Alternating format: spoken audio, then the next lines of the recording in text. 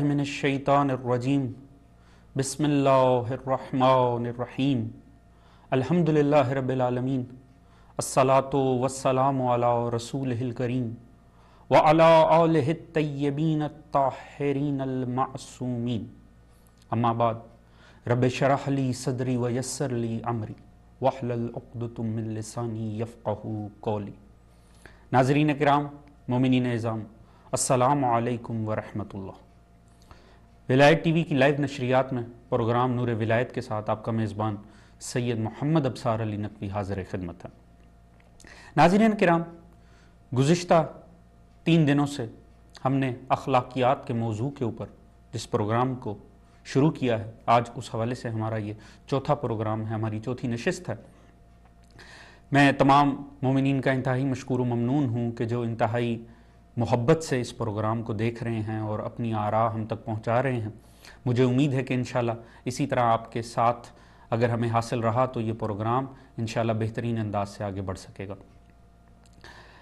اخلاقیات کے موضوع پر اس سے بڑھ کر اور کیا کہا جا سکتا ہے کہ رسول اللہ صلی اللہ علیہ وآلہ وسلم نے فرمایا، اسلام حسن خلق کا نام ہے۔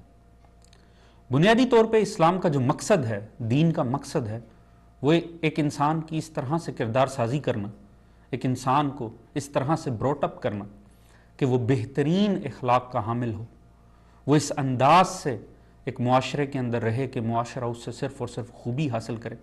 اور اگر انڈیویجول سطح کے اوپر، ذاتی سطح کے اوپر ہر انسان اپنے اندر اخلاقیات کو لانے کی کوشش کرے گا اور برے رذائل سے بچنے کی کوشش کرے گا تو انشاءاللہ ایک ایسا معاشرہ بن سکے گا، ایک اس طرح کی سوسائٹی کھڑی ہوگی کہ جس میں اللہ رب العزت کے مقاصد پورے ہوں گے، جو سوسائٹی زمین پر بھی کامیاب ہوگی اور خدا کی نظر میں بھی بطور قوم کامیابی و کامرانی حاصل کرے گی۔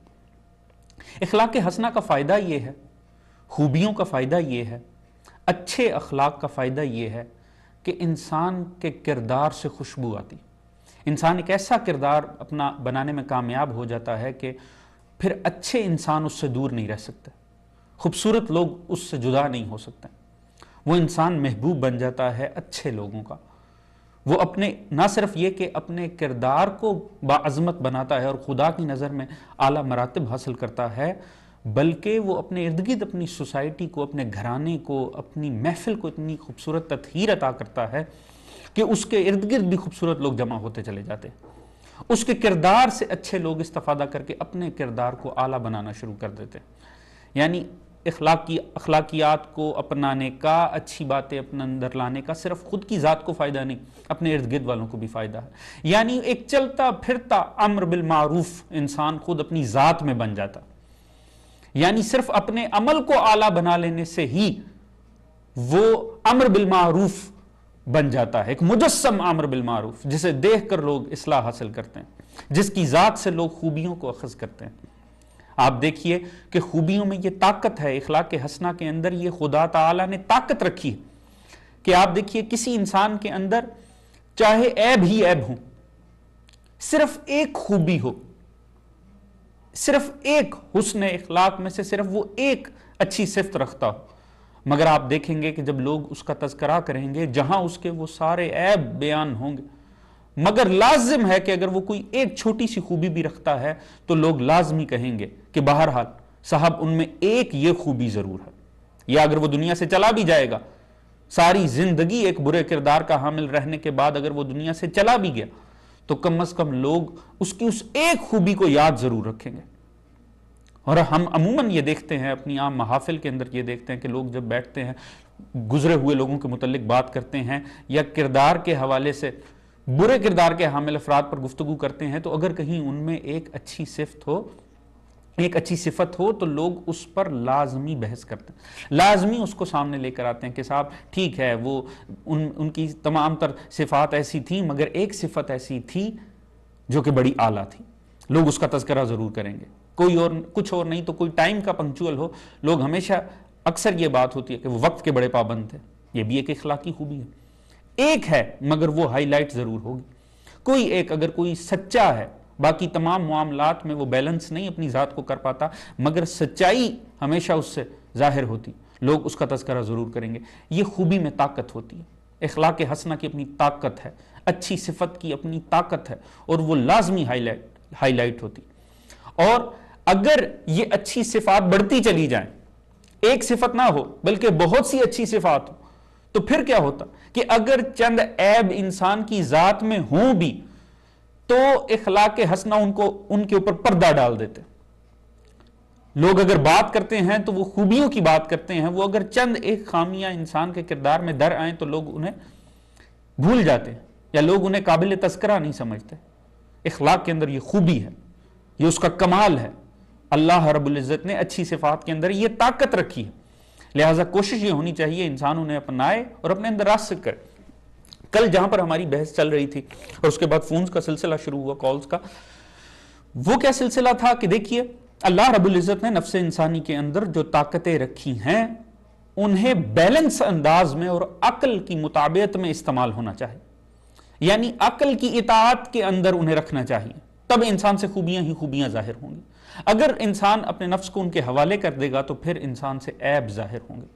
قوت غضب اگر عقل کے تابع رہے گی تو کمال پہ رہے گی، اسے بہترین انداز میں استعمال کیا جائے گا، مگر اگر وہ خود سے قادر ہو گئی تو پھر نقصان ہوگا. بے عین ہی قوت شہوت ہے، قوت وہمہ ہے. لہٰذا انسان کا کمال کیا ہوا؟ عدالت. انسان کا کمال یہ ہے کہ عقل کے تحت عدالت سے اپنی ہر صفت کو استعمال کرے.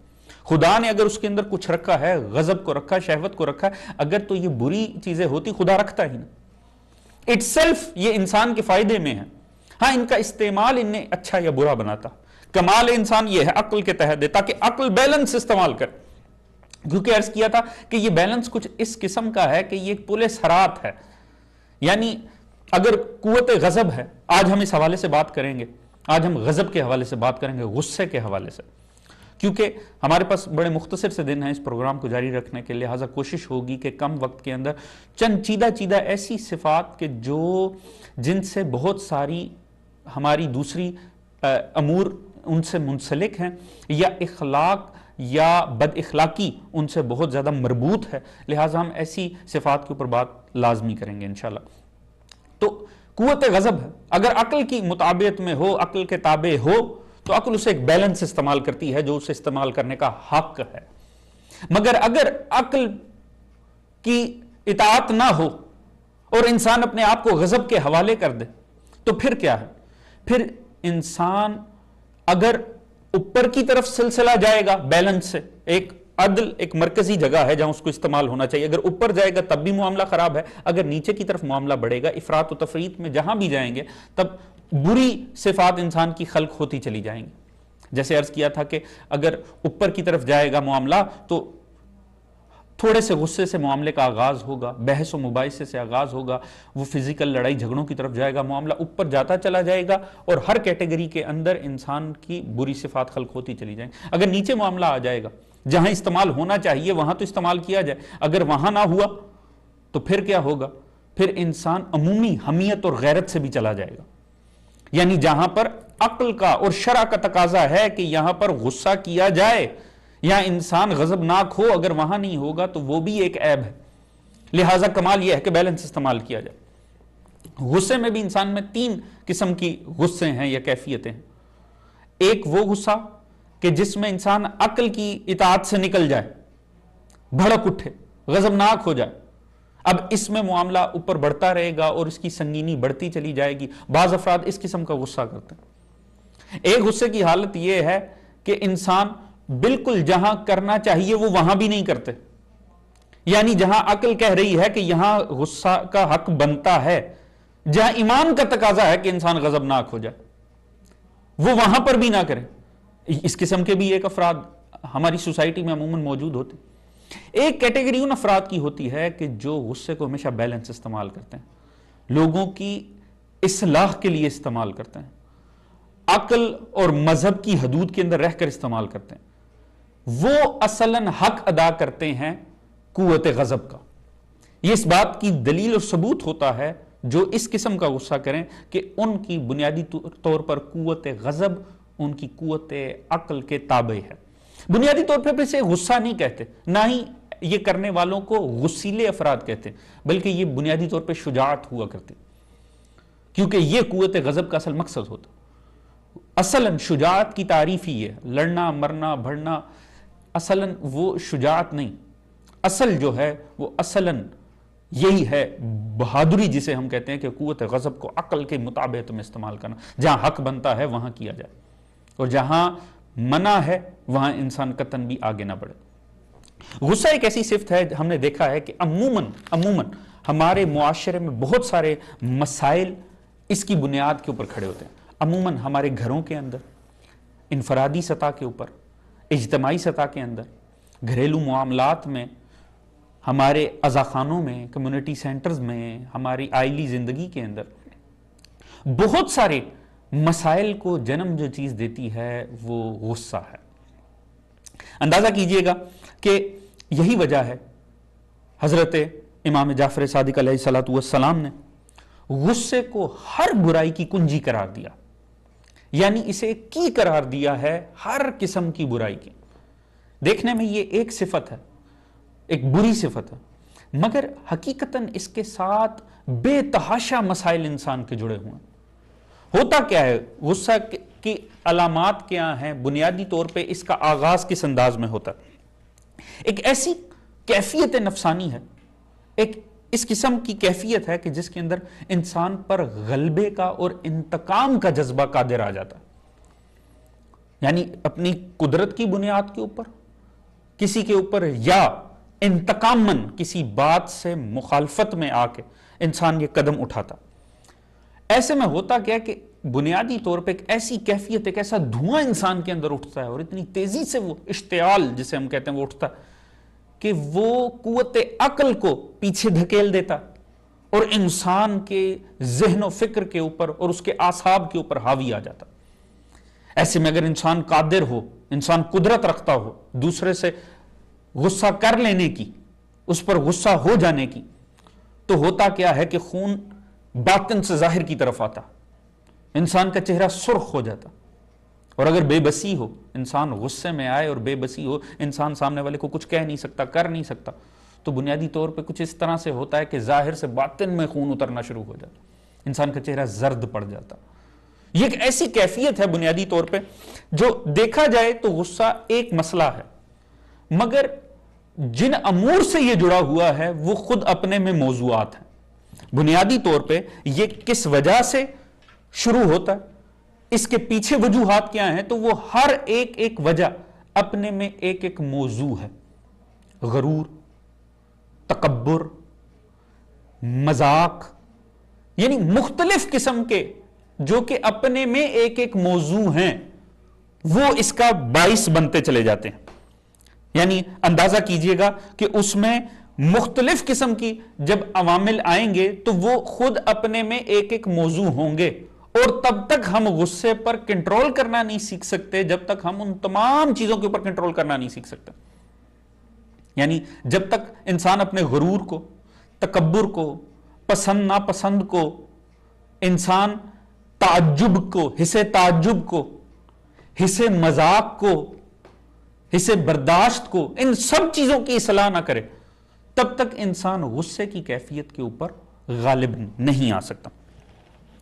اب حکماء اس متعلق بڑی لطیف بات کرتے ہیں کہ غصہ ایک ایسی کیفیت ہے کہ بھنور میں پھنسی ہوئی کشتی کو اس میں سے نکال لینا بڑا آسان ہے. یعنی جہاں طوفانی لہریں آئی ہوں، سمندر میں طوفان آیا ہو، اور بیچ میں ایک کشتی جو کہ کوئی حیثیت اور مقام نہیں رکھتی اس اتنے بڑے عظیم سمندر کے درمیان، اس کو اس گرداب سے نکال لینا آسان ہے. غصے میں آئے ہوئے انسان کو اس کیفیت سے نکال لینا انتہائی مشکل ہے. یعنی یہ انتہائی مشکل کام ہے کہ غصے کی حالت میں سے انسان کو نکال لینا، کیونکہ ایک مرتبہ غصہ آ جائے، قوت غضبناک اس حد تک بھڑک اٹھے کہ عقل کے اوپر آ جائے، عقل پر حاوی ہو جائے، پھر ایسے انسان کو اس کے ذاتی اور اس سے جڑے اجتماعی نقصان سے بچا لینا انتہائی مشکل کام ہے. کیونکہ عرض کیا کہ اس کے لیے جو کام کرنے پڑیں گے، جو عوامل ہیں، وہ خود اپنے میں ایک بہت بڑے بڑے موضوع ہیں. لہٰذا انسان جب تک ان میں سے نہ نکلے تب تک فائدہ نہیں ہے. اگر انسان کسی بات کے اوپر تکبر اور غرور رکھتا، کسی بات کے اوپر تکبر ہے، اس کی بڑائی وہ اپنی سمجھتا، اگر اس مسئلے کے اندر بتایا جائے کہ یہ بات اٹ سیلف حقیر ہے اور اس کے اوپر کوئی عزت اور عظمت کا معیار قائم نہیں، انسان غصے میں آ جاتا۔ لہٰذا جب تک اپنی حصے تکبر کے اوپر کنٹرول نہ حاصل کیا جائے، غصے میں آنے کی کیفیت سے نہیں بچا جا سکتا۔ اگر انسان کسی بنیاد پہ غرور رکھتا، کسی بات کو اپنے لیے باعث غرور سمجھتا، اگر کوئی اس بات کو ہرٹ کرے، اس بات کو بے اہمیت کرے، انسان غصے میں آ جاتا۔ اسی طرح حصے مذاق ہے، ہر انسان اپنے ساتھ اپنے ارد گرد والوں کو ان سے مذاق کرتا ہے اور خود اس کے ساتھ مذاق کیا جاتا ہے، یہ ایک نارمل لائف کے تقاضے ہیں اور ہر انسان کے ساتھ اسی طرح۔ مگر اگر جن امور میں اس سے مذاق کیا جاتا ہے، اگر ان میں سے کسی کام کے اوپر کسی بات میں اگر بیلنس نہ رہے، چاہے وہ کسی سے کرے یا کوئی اس سے کرے، اور اس میں بیلنس اور ربط اوپر نیچے ہو جائے، انسان فوراً ایک غصے کی کیفیت کے اندر آ جاتا، انسان بھڑک اٹھتا۔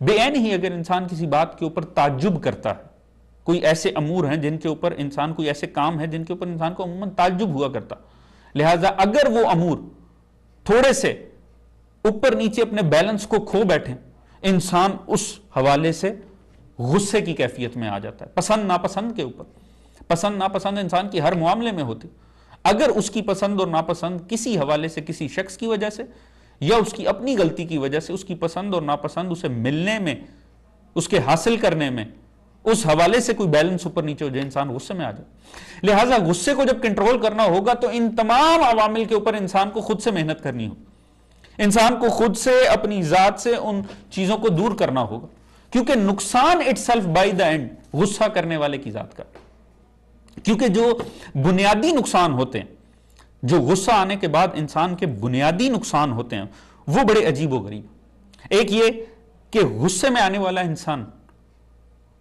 کوشش بھی کر لے، اگر قوت غضب عقل کی اطاعت میں ہے تب تک تو معاملہ ٹھیک ہے، اگر عقل کے اوپر حاوی آ گئی تو عموماً یہ دیکھا جائے گا کہ غصہ کرنے والا انسان کبھی بھی اپنے الفاظ کی اہمیت سے آگاہ نہیں ہو پائے گا۔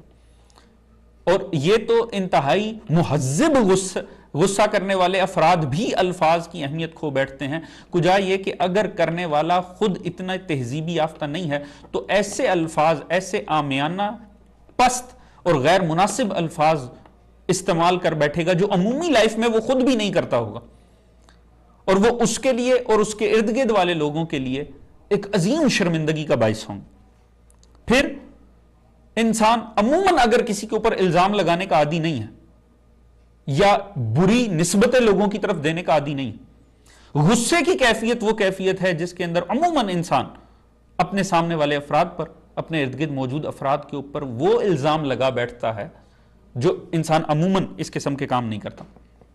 پھر ایک اور بڑا اور عظیم نقصان غصے میں آنے کا، جو کہ عموماً نہیں ہوتا، انسان عام حالات کے اندر جب عقل کی مطابقت میں جی رہا ہوتا ہے، انسان کو اندازہ ہوتا ہے کہ ہر انسان دوسروں کے راز رکھتا، انسان عموماً لوگوں کو برداشت کرتا ہے، لوگوں کے کئی ایسے راز اور اس سے آگاہ ہوتا ہے جن پر وہ پردہ پڑے رہنے دیتا، اور یہ ایک خود سے اچھی صفت ہے، لوگوں کے ستار العیوب ہونا خدا تعالیٰ کی صفت، لہٰذا انسان سے بھی خدا کا یہ تقاضا ہے کہ لوگوں کے رازوں پہ پردہ ڈالو۔ مگر وہ راز جو عموماً نہیں کھلتے، غصے کے عالم میں انسان جب بولنا شروع ہوتا ہے اور انسان کی قوت غضب بھڑک اٹھتی ہے، عقل پیچھے رہ جاتی ہے، تو ہوتا کیا ہے کہ انسان نہیں جان پاتا کہ ان رازوں سے پردے اٹھانے شروع کر دیتا ہے جن کے متعلق نارمل حالات میں وہ خود جانتا ہے کہ مصلحت اسی میں ہے، اس کی، اس کے گھر والوں کی، اس ماحول کی، کہ ان رازوں کے اوپر پردہ پڑا رہے۔ مگر غصے کی کیفیت کے اندر انسان سے شیطان قوت غضب کو بھڑکا کے یہ کام ضرور کروا لیتے کہ انسان بنیادی طور پہ اپنے ان رازوں کو یا دیگر افراد سے، گھر والوں سے متعلق ان رازوں کو بھی اوپر لے آتا جو عموماً سطح فکر کے اوپر عموماً لوگوں کے سامنے نہیں آتا۔ پھر ایک اور بڑے پرابلم اسی سے جڑی ہوئی کہ وہ معاملات جو انسان عموماً درگزر کر بیٹھتا، عموماً انسان جنہیں بھول بیٹھا ہوتا، عموماً انسان جنہیں معاف کر چکا ہوتا، یا انسان کے ارد گرد موجود لوگوں کی وہ چھوٹی چھوٹی کوتاہیاں جن کو ویسے وہ اہمیت نہیں دی جاتی، یا اگر وہ کبھی ہائی لائٹ ہوں تو ان کے اوپر انسان ایک مرتبہ کوئی نہ کسی نتیجے پر پہنچ چکا ہوتا ہے اور ان کو بھلا بیٹھتا، غصے کی کیفیت میں عموماً یہ ہوتا ہے کہ وہ چھوٹی چھوٹی پرانی باتیں، غیر اہم باتیں، نارمل حالات میں جو انتہائی فطری باتیں سمجھی جائیں یا جن کی اہمیت نہ ہو یا جن پر انسان ایک مرتبہ بحث و مباحثہ کر کے بات ختم کر چکا ہو، وہ چھوٹی چھوٹی باتیں بھی زندہ ہو کر سامنے آ جاتی.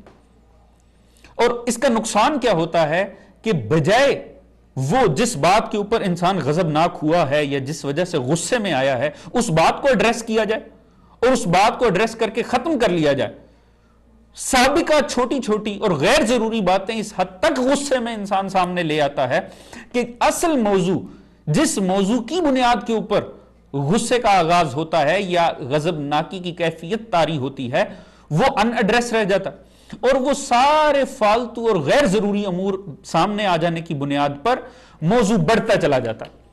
لہذا اگر جس بات کے اوپر غضبناک ہوا، ہو سکتا ہے اس کی گریوٹی اتنی نہ ہو کہ اس کی بنیاد کے اوپر انسان زیادہ اشتعال میں آئے یا کسی غیر ضروری اور فالتو نتیجے کے اوپر پہنچے، وہ چھوٹی چھوٹی باتیں جو عموماً غیر ضروری سمجھی جاتی ہیں، جب وہ ڈریگ کر کے بیچ میں آ جائیں غصے کے دوران، جن کا غصے میں آنا حتمی ہے، جب غصہ ہوگا تو یہ کام ہوگا، لہٰذا وہ ساری سامنے آ جانے کی بنیاد پر انسان زیادہ نقصان کا شکار ہو جاتا.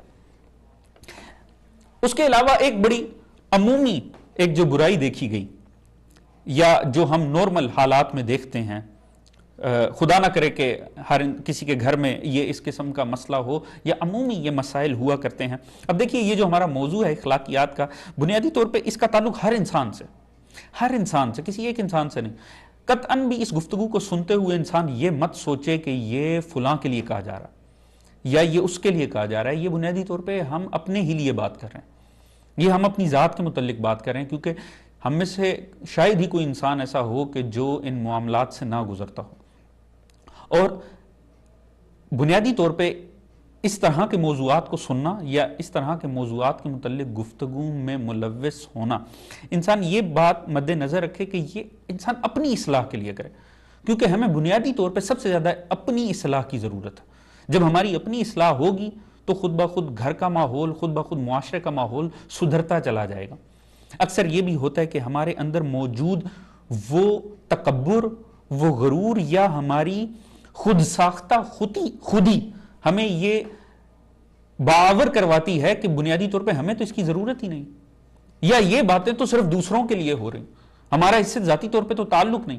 میں سمجھتا ہوں ایسی گفتگو کا اکثر انسان ذاتی حد میں عالم تنہائی میں اس طرح کی باتیں پڑھ بھی لیتا ہے، سن لیتا ہے، مگر ان لوگوں کے ساتھ بیٹھ کر ایسی گفتگو سننا کرنا جو خود یہ جانتے ہوں کہ ان صاحب کے اندر بھی یہ مسائل ہیں، یا ایسے میں انسان کے لیے یہ گفتگو سننا مشکل ہو جاتا. اور چینل پہ تو ویسی بڑا آسان ہے کہ ایک لمحے کے اندر چینل تبدیل کیا جا سکتا، مگر بجائے اس کے کہ ہم یہ سمجھیں کہ یہ گفتگو ہمارے لیے غیر ضروری ہے یا انسان شرمندگی محسوس کرے دوسروں کے ساتھ ایسا موضوع سنتے ہوئے، کیوں نہ صدق کے دل سے انسان اپنی اصلاح کے لیے اس گفتگو کو سن لے اور اپنے اندر اصلاح اور تبدیلی لے کر آئے. کیونکہ عزت معاملات کو ٹال دینے سے نہیں، معاملات کی اصلاح سے ہوتی. یاد رکھیے اخلاقی امور کے اندر بے بس ہو جانا بری بات نہیں ہے، بے حس ہونا بری بات ہے. لہٰذا انسان کوشش کرے کہ اس کو اصلاح کے نقطہ نگاہ سے سنے اور کوئی بھی شخص دوسرے کو الزام نہ دے کہ یہ بنیادی طور پہ آپ کا مسئلہ ہے، یہ بنیادی طور پہ ہم سب کا مسئلہ ہے. ہو سکتا ہے کسی میں ایک اخلاقی مسئلہ زیادہ ہائی لائٹ ہو، دوسرے کے اندر دوسرا، مگر بہرحال ہم سب کو اس کی ضرورت ہے اور ہم سب کو یہ سمجھنے کی ضرورت ہے اور صدق کے دل کے ساتھ، نیک نیتی کے ساتھ.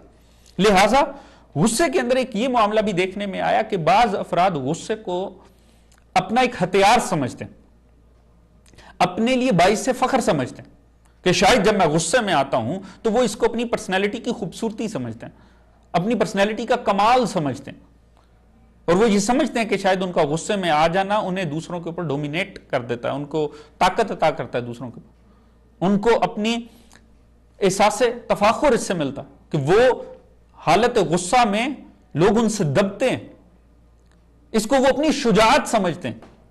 جبکہ معاملہ یہ ہے کہ عموماً غصے میں آئے ہوئے انسان سے لوگ اس کی عظمت کی بنیاد پہ نہیں، اپنی عزت کی بنیاد پہ بچنے کی کوشش کرتے ہیں. لوگ اگر آگے سے خاموش ہوتے ہیں یا اگر اپنا دامن بچانے کی کوشش کرتے ہیں تو وہ اپنے فائدے کے لیے کرنے کی کوشش کرتے ہیں، نہ یہ کہ دوسرے کی عزت اور عظمت اور اہمیت سمجھتے ہوئے۔ ویسے بھی عموماً غصے میں یہ دیکھا گیا ہے کہ انسان جو حالتیں غصے میں انسان پر طاری ہوتی وہ ایک باعزت انسان ویسے عموماً اپنے اوپر طاری نہیں کرتا، جو حالت غصہ کے اندر اس کے اوپر جو امور طاری ہو جاتے ہیں، یعنی جس قسم کی بے ہنگم حرکتیں انسان غصے میں کرتا ہے وہ ایک مناسب انسان کبھی بھی عمومی ماحول کے اندر وہ امور انجام نہیں دیتا۔ ایک بات مد نظر رکھیں، یہ ساری گفتگو جو ہو رہی ہے یہ ناجائز غصے کی بنیاد پر ہو رہی، مناسب غصے کے حوالے سے نہیں ہو رہی۔ وہ مناسب غصہ جو عقل، فکر اور شرع کا تقاضا ہے، دین کا تقاضا ہے، فقہ کا تقاضا ہے، وہ اپنی جگہ پر محفوظ ہے۔ وہ غصہ تو ہونا ہی چاہیے، وہ اس نیت سے لوگوں کی اصلاح کے لیے، یعنی آپ کے زیر دست افراد ہیں یا ایسے افراد ہیں جو آپ سے متعلق ہیں، تو غصے کا آ جانا ایک فطری عمل ہے۔ لہٰذا اگر ایک مخصوص حد میں غصہ فائدہ مند ہے تو اسے وہاں ہونا ہی چاہیے، اس کا وہاں نہ ہونا بے حمیت اور بے وقوف ہونے کی بھی دلیل، یعنی وہ غصہ جو دین کی خاطر ہو، وہ غصہ جو اصلاح کے لیے لازمی ہو، اسے ہونا ہی چاہیے۔ لہٰذا ہر قسم کا غصہ اور ہر وقت غصہ نہیں، ہم جس غصے کے اوپر اعتراضی گفتگو ہے یا جس حوالے سے انشاءاللہ میں آپ کے سامنے ائمہ معصومین کے فرامین پیش کروں گا اور اس کے حل کی طرف ہم گفتگو کریں گے، وہ ناجائز غصہ ہے، کیونکہ عموماً 95% ہم جو غصہ کرتے ہیں وہ غیر ضروری، اور وہ یقیناً وہ غصہ ہوتا ہے جس میں قوت عقل پیچھے رہ جاتی ہے، قوت غضب انسان کے اوپر آ جاتی ہے۔ انشاءاللہ آپ کی فون کالز کا سلسلہ اب ہم شروع کریں گے تھوڑی دیر میں، اور اس حوالے سے ہم آپ سے بھی جاننا چاہیں گے کہ آپ بھی اس حوالے سے گفتگو کریں، آپ بھی اپنے تجربات کو ہم سے شیئر کریں، ہم دیکھیں کہ اس حوالے سے وہ کون سی کیفیات ہوتی ہیں، وہ کون کون سے امور ہمارے اوپر گزرتے ہیں، تاکہ اس حوالے سے بھی ہم گفتگو کریں، اور انشاءاللہ اس میں ائمہ معصومین کے فرامین بھی ہم شامل کریں گے، اور اس کے علاوہ اس کے حل کی طرف بھی دیکھنے کی کوشش کریں گے کہ اگر اس قسم کے مسائل ہماری ذات سے جڑے ہوئے ہیں تو ان کی اصلاح کا کیا طریقہ کار ہو سکتا ہے، اس کو ہم کیسے دور کر سکتے ہیں۔ تو عرض یہ کر رہا تھا کہ غصے میں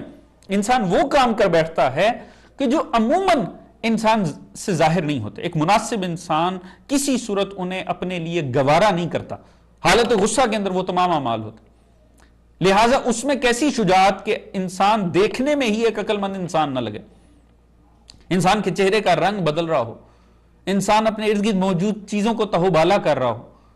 عموماً دیکھا گیا ہے کہ لوگ اس حد تک غصے میں آگے بڑھ جاتے ہیں کہ فزیکلی نقصان کر بیٹھتے ہیں، چیزوں کی توڑ پھوڑ کرنا، یہ بنیادی طور پہ توڑ پھوڑ کرنا یہ اس بات کی دلیل ہے کہ غصہ قوت عقل کے اوپر آ گیا۔ ایک عقل مند انسان $1 کی چیز بھی عمومی حالت میں ضائع نہیں کرتا، توڑتا نہیں ہے، چاہے صرف $1 کی چیز ہو، انسان اس کو ناجائز نہیں توڑے گا۔ کوئی عقل مند انسان اپنا نقصان نہیں کرتا یا کسی کا، حالت غصہ میں انسان قیمتی چیزیں اٹھا کر توڑ دیتا، یہ اس بات کی دلیل ہے کہ قوت عقل اس وقت کار فرما نہیں تھی۔ اور اگر آپ نے یہ طے کرنا ہے اور اندازہ کرنا ہے کہ میرا غصہ آیا جائز حد میں رہتا ہے یا ناجائز حد میں جاتا ہے، تو انسان بعد میں یہ ضرور سوچے کہ میں نے حالت غصہ میں کون کون سا عمل کیا۔ وہ اعمال اسے بتا دیں گے کہ آیا اس وقت عقل بھی ساتھ میں کار فرما تھی کہ نہیں، یا عقل معطل ہو چکی تھی۔ اگر وہ سارے امور سامنے آئیں جس میں عقل معطل ہو چکی ہے تو آپ خود بخود اس نتیجے پر پہنچ جائیں کہ یقیناً میرا غصہ ناجائز تھا۔ اور انسان خود اپنے معاملے میں سب سے بڑا جج ہے، انسان اپنی ذات کو سب سے بہترین انداز میں جج کر سکتا ہے، اینالائز کر سکتا ہے اپنی ساری صورتحال کو۔ یہ اور بات ہے کہ کون یہ کرنے کے بعد اصلاح کی جانب جائے اور کون اس کے بعد اپنی اصلاح نہ کرے، مگر بہرحال ایک بات حتمی اور طے ہے کہ غصہ کرنا، ناجائز غصہ کرنا لوگوں کے اوپر، یہ قطعاً بھی اس کے اندر شجاعت والی کوئی بات نہیں ہے۔ بنیادی طور پہ یہ کوئی شجاعت نہیں ہے کہ آپ اس قسم کی دیوانگی والی حرکتیں کرنا، یہ دیوانگی کی دلیل ہے، شجاعت کی دلیل نہیں ہے۔ لہٰذا اس کے حل کیا ہے؟ وہ تمام ہیجان انگیز چیزیں جن سے انسان اشتعال میں آتا، وہ تمام اشتعال بھری چیزیں، وہ تمام ایسے امور جن سے انسان غصے میں آ جاتا ہے، خود سے ان چیزوں کو دور کرے۔ اگر آپ جانتے ہیں کہ میری حصے مذاق مجھے اس حد تک جانے کی اجازت دیتی ہے اور اس کے بعد اکثر میرے سے برداشت نہیں ہوتا، تو کوشش کیجئے کہ خود بھی لوگوں سے اسی حد تک مذاق کیجئے، اور لوگوں کو بھی اپنے سے اس حد تک ہی مذاق کرنے دیجئے. مت ماحول کو اس طرف لے کر جائیں جب آپ خود جانتے ہیں کہ یہ معاملہ میری برداشت سے باہر ہو جائے گا. بے عین ہی جو آپ کے لوگوں سے تقاضے ہیں، آپ لوگوں سے ڈیمانڈ کرتے ہیں مخصوص ایٹیچیوڈ کی، مخصوص کاموں کی، اپنی ڈیمانڈز کو اسی حد تک رکھیں جب آپ کو پتا ہو کہ اس حد تک ماحول میرے لیے اور دوسروں کے لیے بھی کرنا قابل عمل رہے گا. اگر آپ یہ سمجھتے ہیں جو میں ڈیمانڈ کر رہا ہوں، جو میں امید لگائے بیٹھا ہوں یہ پوری نہیں ہوں گی، آپ بجائے اس کے کہ پہلے امید لگائیں اور آپ کی امید اور ڈیمانڈ فلفل نہ ہو، اس کا تقاضا پورا نہ ہو اور پھر آپ غصے میں آئیں، تو بہتر یہ ہے کہ آپ اپنی ڈیمانڈ ہی ہلکی کر لیجئے. آپ اس نوبت پر ہی نہ لے کر جائیں اپنے تقاضے کو کہ جہاں کے بعد آپ جانتے ہیں کہ ایک کیفیت ایسی طاری ہوگی جس میں آپ غصے کا شکار ہو جائیں گے. لہٰذا اسی طرح اگر آپ کسی بات پہ فخر اور غرور رکھتے ہیں، تکبر رکھتے ہیں، کوشش یہ کیجئے ان امور کو اسی حد تک رکھیں کہ جس حد تک یہ نہ ہو کہ کسی کا عمل، کسی کی بات سے آپ کی قابل فخر بات یا قابل غرور و قابل تکبر بات ہرٹ ہو اور آپ غصے میں. یعنی اپنے دیگر چیزوں کو، وہ تمام امور جو غصے سے منسلک ہیں، کوشش یہ کریں کہ انہیں ہلکا رکھیں. اس معاملے میں ہم ائمہ معصومین کے اگر فرامین دیکھیں تو وہ بہت واضح ہیں، بہت کلیئر ہیں. جیسے میں نے عرض کیا کہ غصے کے حوالے سے پہلے تو معصوم نے یہ فرما دیا کہ ہر برائی کی کنجی غصہ، یعنی ہر برائی کی مین جو کی ہے بنیادی طور پہ وہ غصہ ہے. معصوم نے یہ بھی فرمایا کہ یاد رکھو غصہ سب سے پہلا جو اس کا نقصان ہے نا، غصہ کرنے کا جو واضح ترین نقصان ہے وہ کس کو ہے؟ وہ خود غصہ کرنے والے کو. یعنی غصہ کرنے کا نقصان دوسروں کو تو بعد میں ہوگا، آپ کے ارد گرد والوں کو بعد میں ہوگا. سب سے پہلے غصے کا نقصان خود جو شخص کر رہا ہے سب سے پہلے اسے ہی ہوگا. مولا امیر المومنین علی ابن ابی طالب علیہ الصلوۃ والسلام نے آپ نے فرمایا 3 قسم کے لوگ ایسے ہیں کہ جنہیں ان کی اپنی اس حرکت کا یا بری صفت کا نقصان سب سے پہلے خود انہی کی ذات کو ہوتا. اور اس میں آپ نے فرمایا غصہ کرنے والا، حاسد اور کینہ رکھنے والا. یعنی غصہ کرنے والا، حسد کرنے والا اور دشمنی کرنے والا، کسی سے نفرت کینہ رکھنے والا. ان تینوں کو اپنے اس عمل کا جو نقصان ہے سب سے پہلے وہ اس کا نقصان خود ان کی ذات سے ہی شروع ہوتا. اگر آپ غصہ کرتے ہیں تو سب سے پہلا نقصان آپ ہی کے لیے. کیوں؟ کیونکہ ایک تو اخلاقی اور روحانی نقصان، پھر اس سے اگر آگے بڑھ جائیں مالی اور دوسرے جذباتی نقصانات سے پہلے فزیکل نقصان، جسمانی طور پہ غصے کا نقصان ہے. میڈیکل سائنس ہمیں کہتی انسان کے اندر وہ تمام معاملات. بہرحال ہم پہلی کال لیں اور انشاءاللہ میں اس گفتگو کو پھر جاری و ساری رکھوں گا. السلام علیکم ورحمۃ اللہ.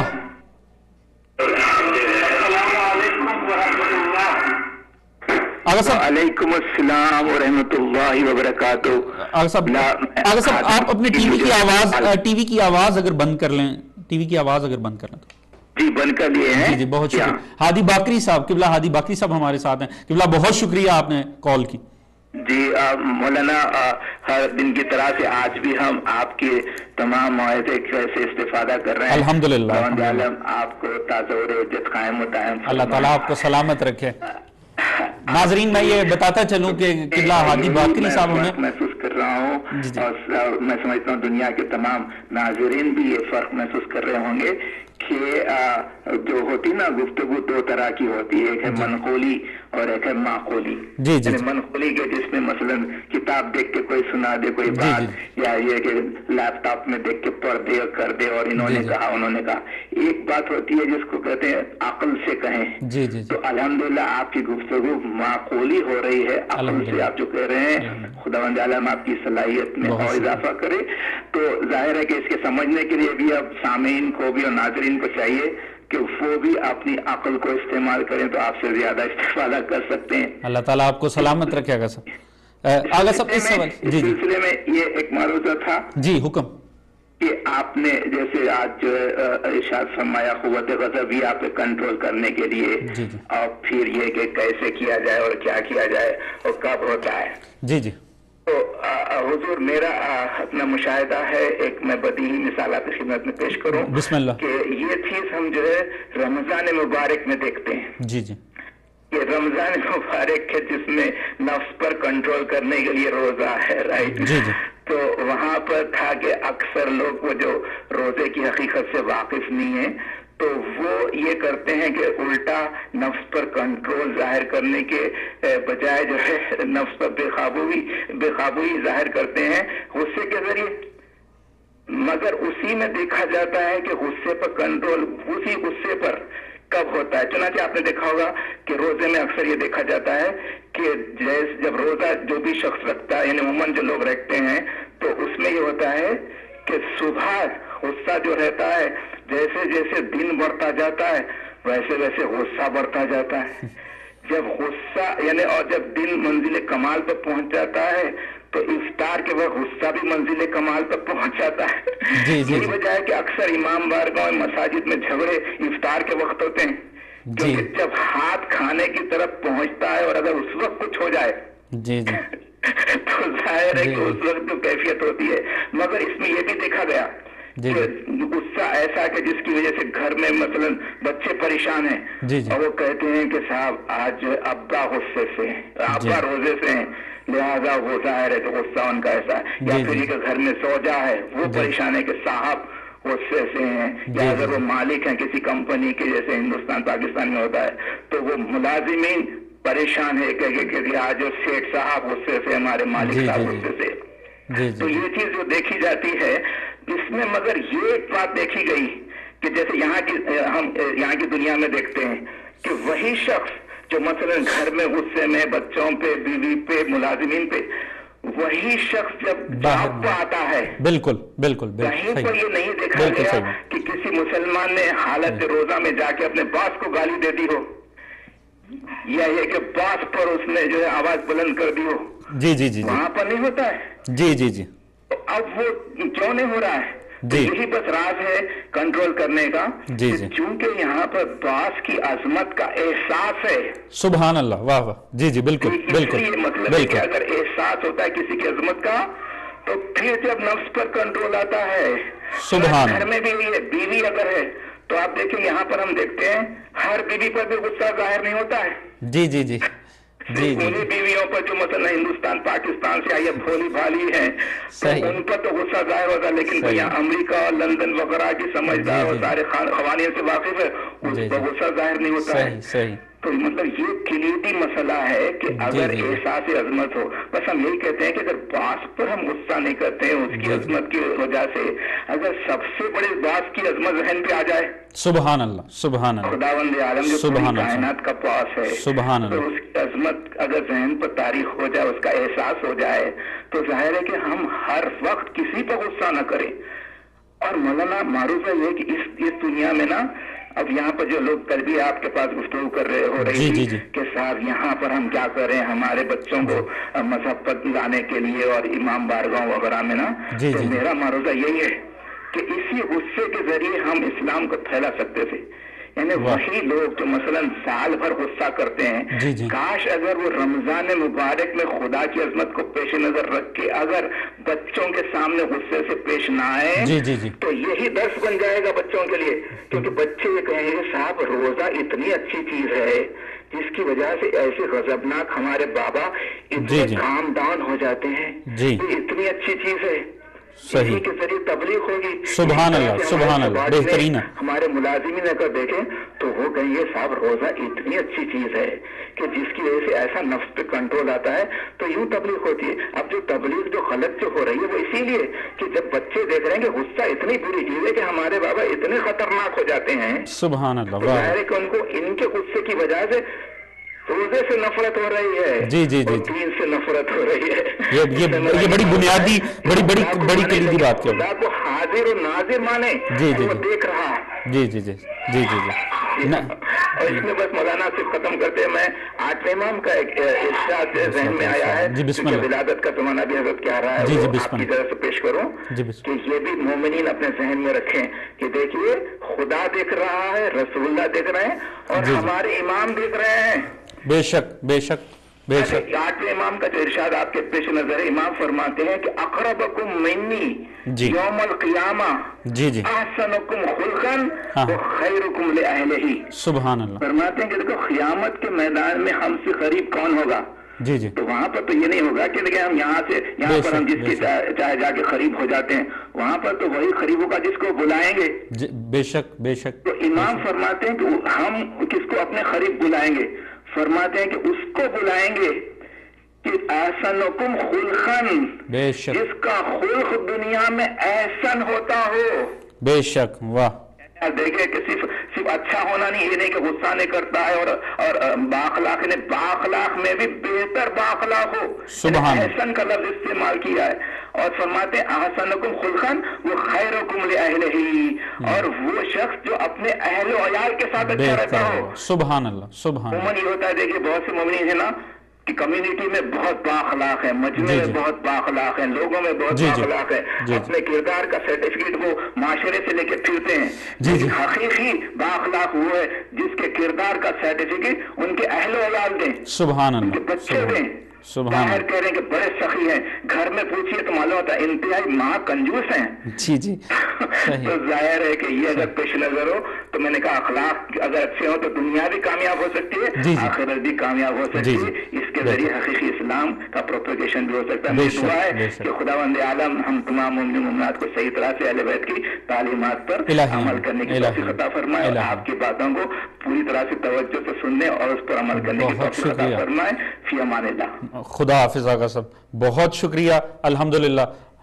مومنین، یہ تھے جناب قبلہ ہادی باقری صاحب، اور انتہائی بہترین انداز میں آپ نے انتہائی مختصر وقت میں سمجھتا ہوں کہ چند ایسے لطیف نکات کی طرف ہمیں متوجہ کیا ہے کہ ان میں سے اگر کوئی ایک بات بھی حقیقتاً اگر اس کے اوپر عمل کر لیا جائے تو میں سمجھتا ہوں کہ اس باب میں، غصے کے باب میں، وہ مور دین انف ہے باتوں کو سمجھ لینا.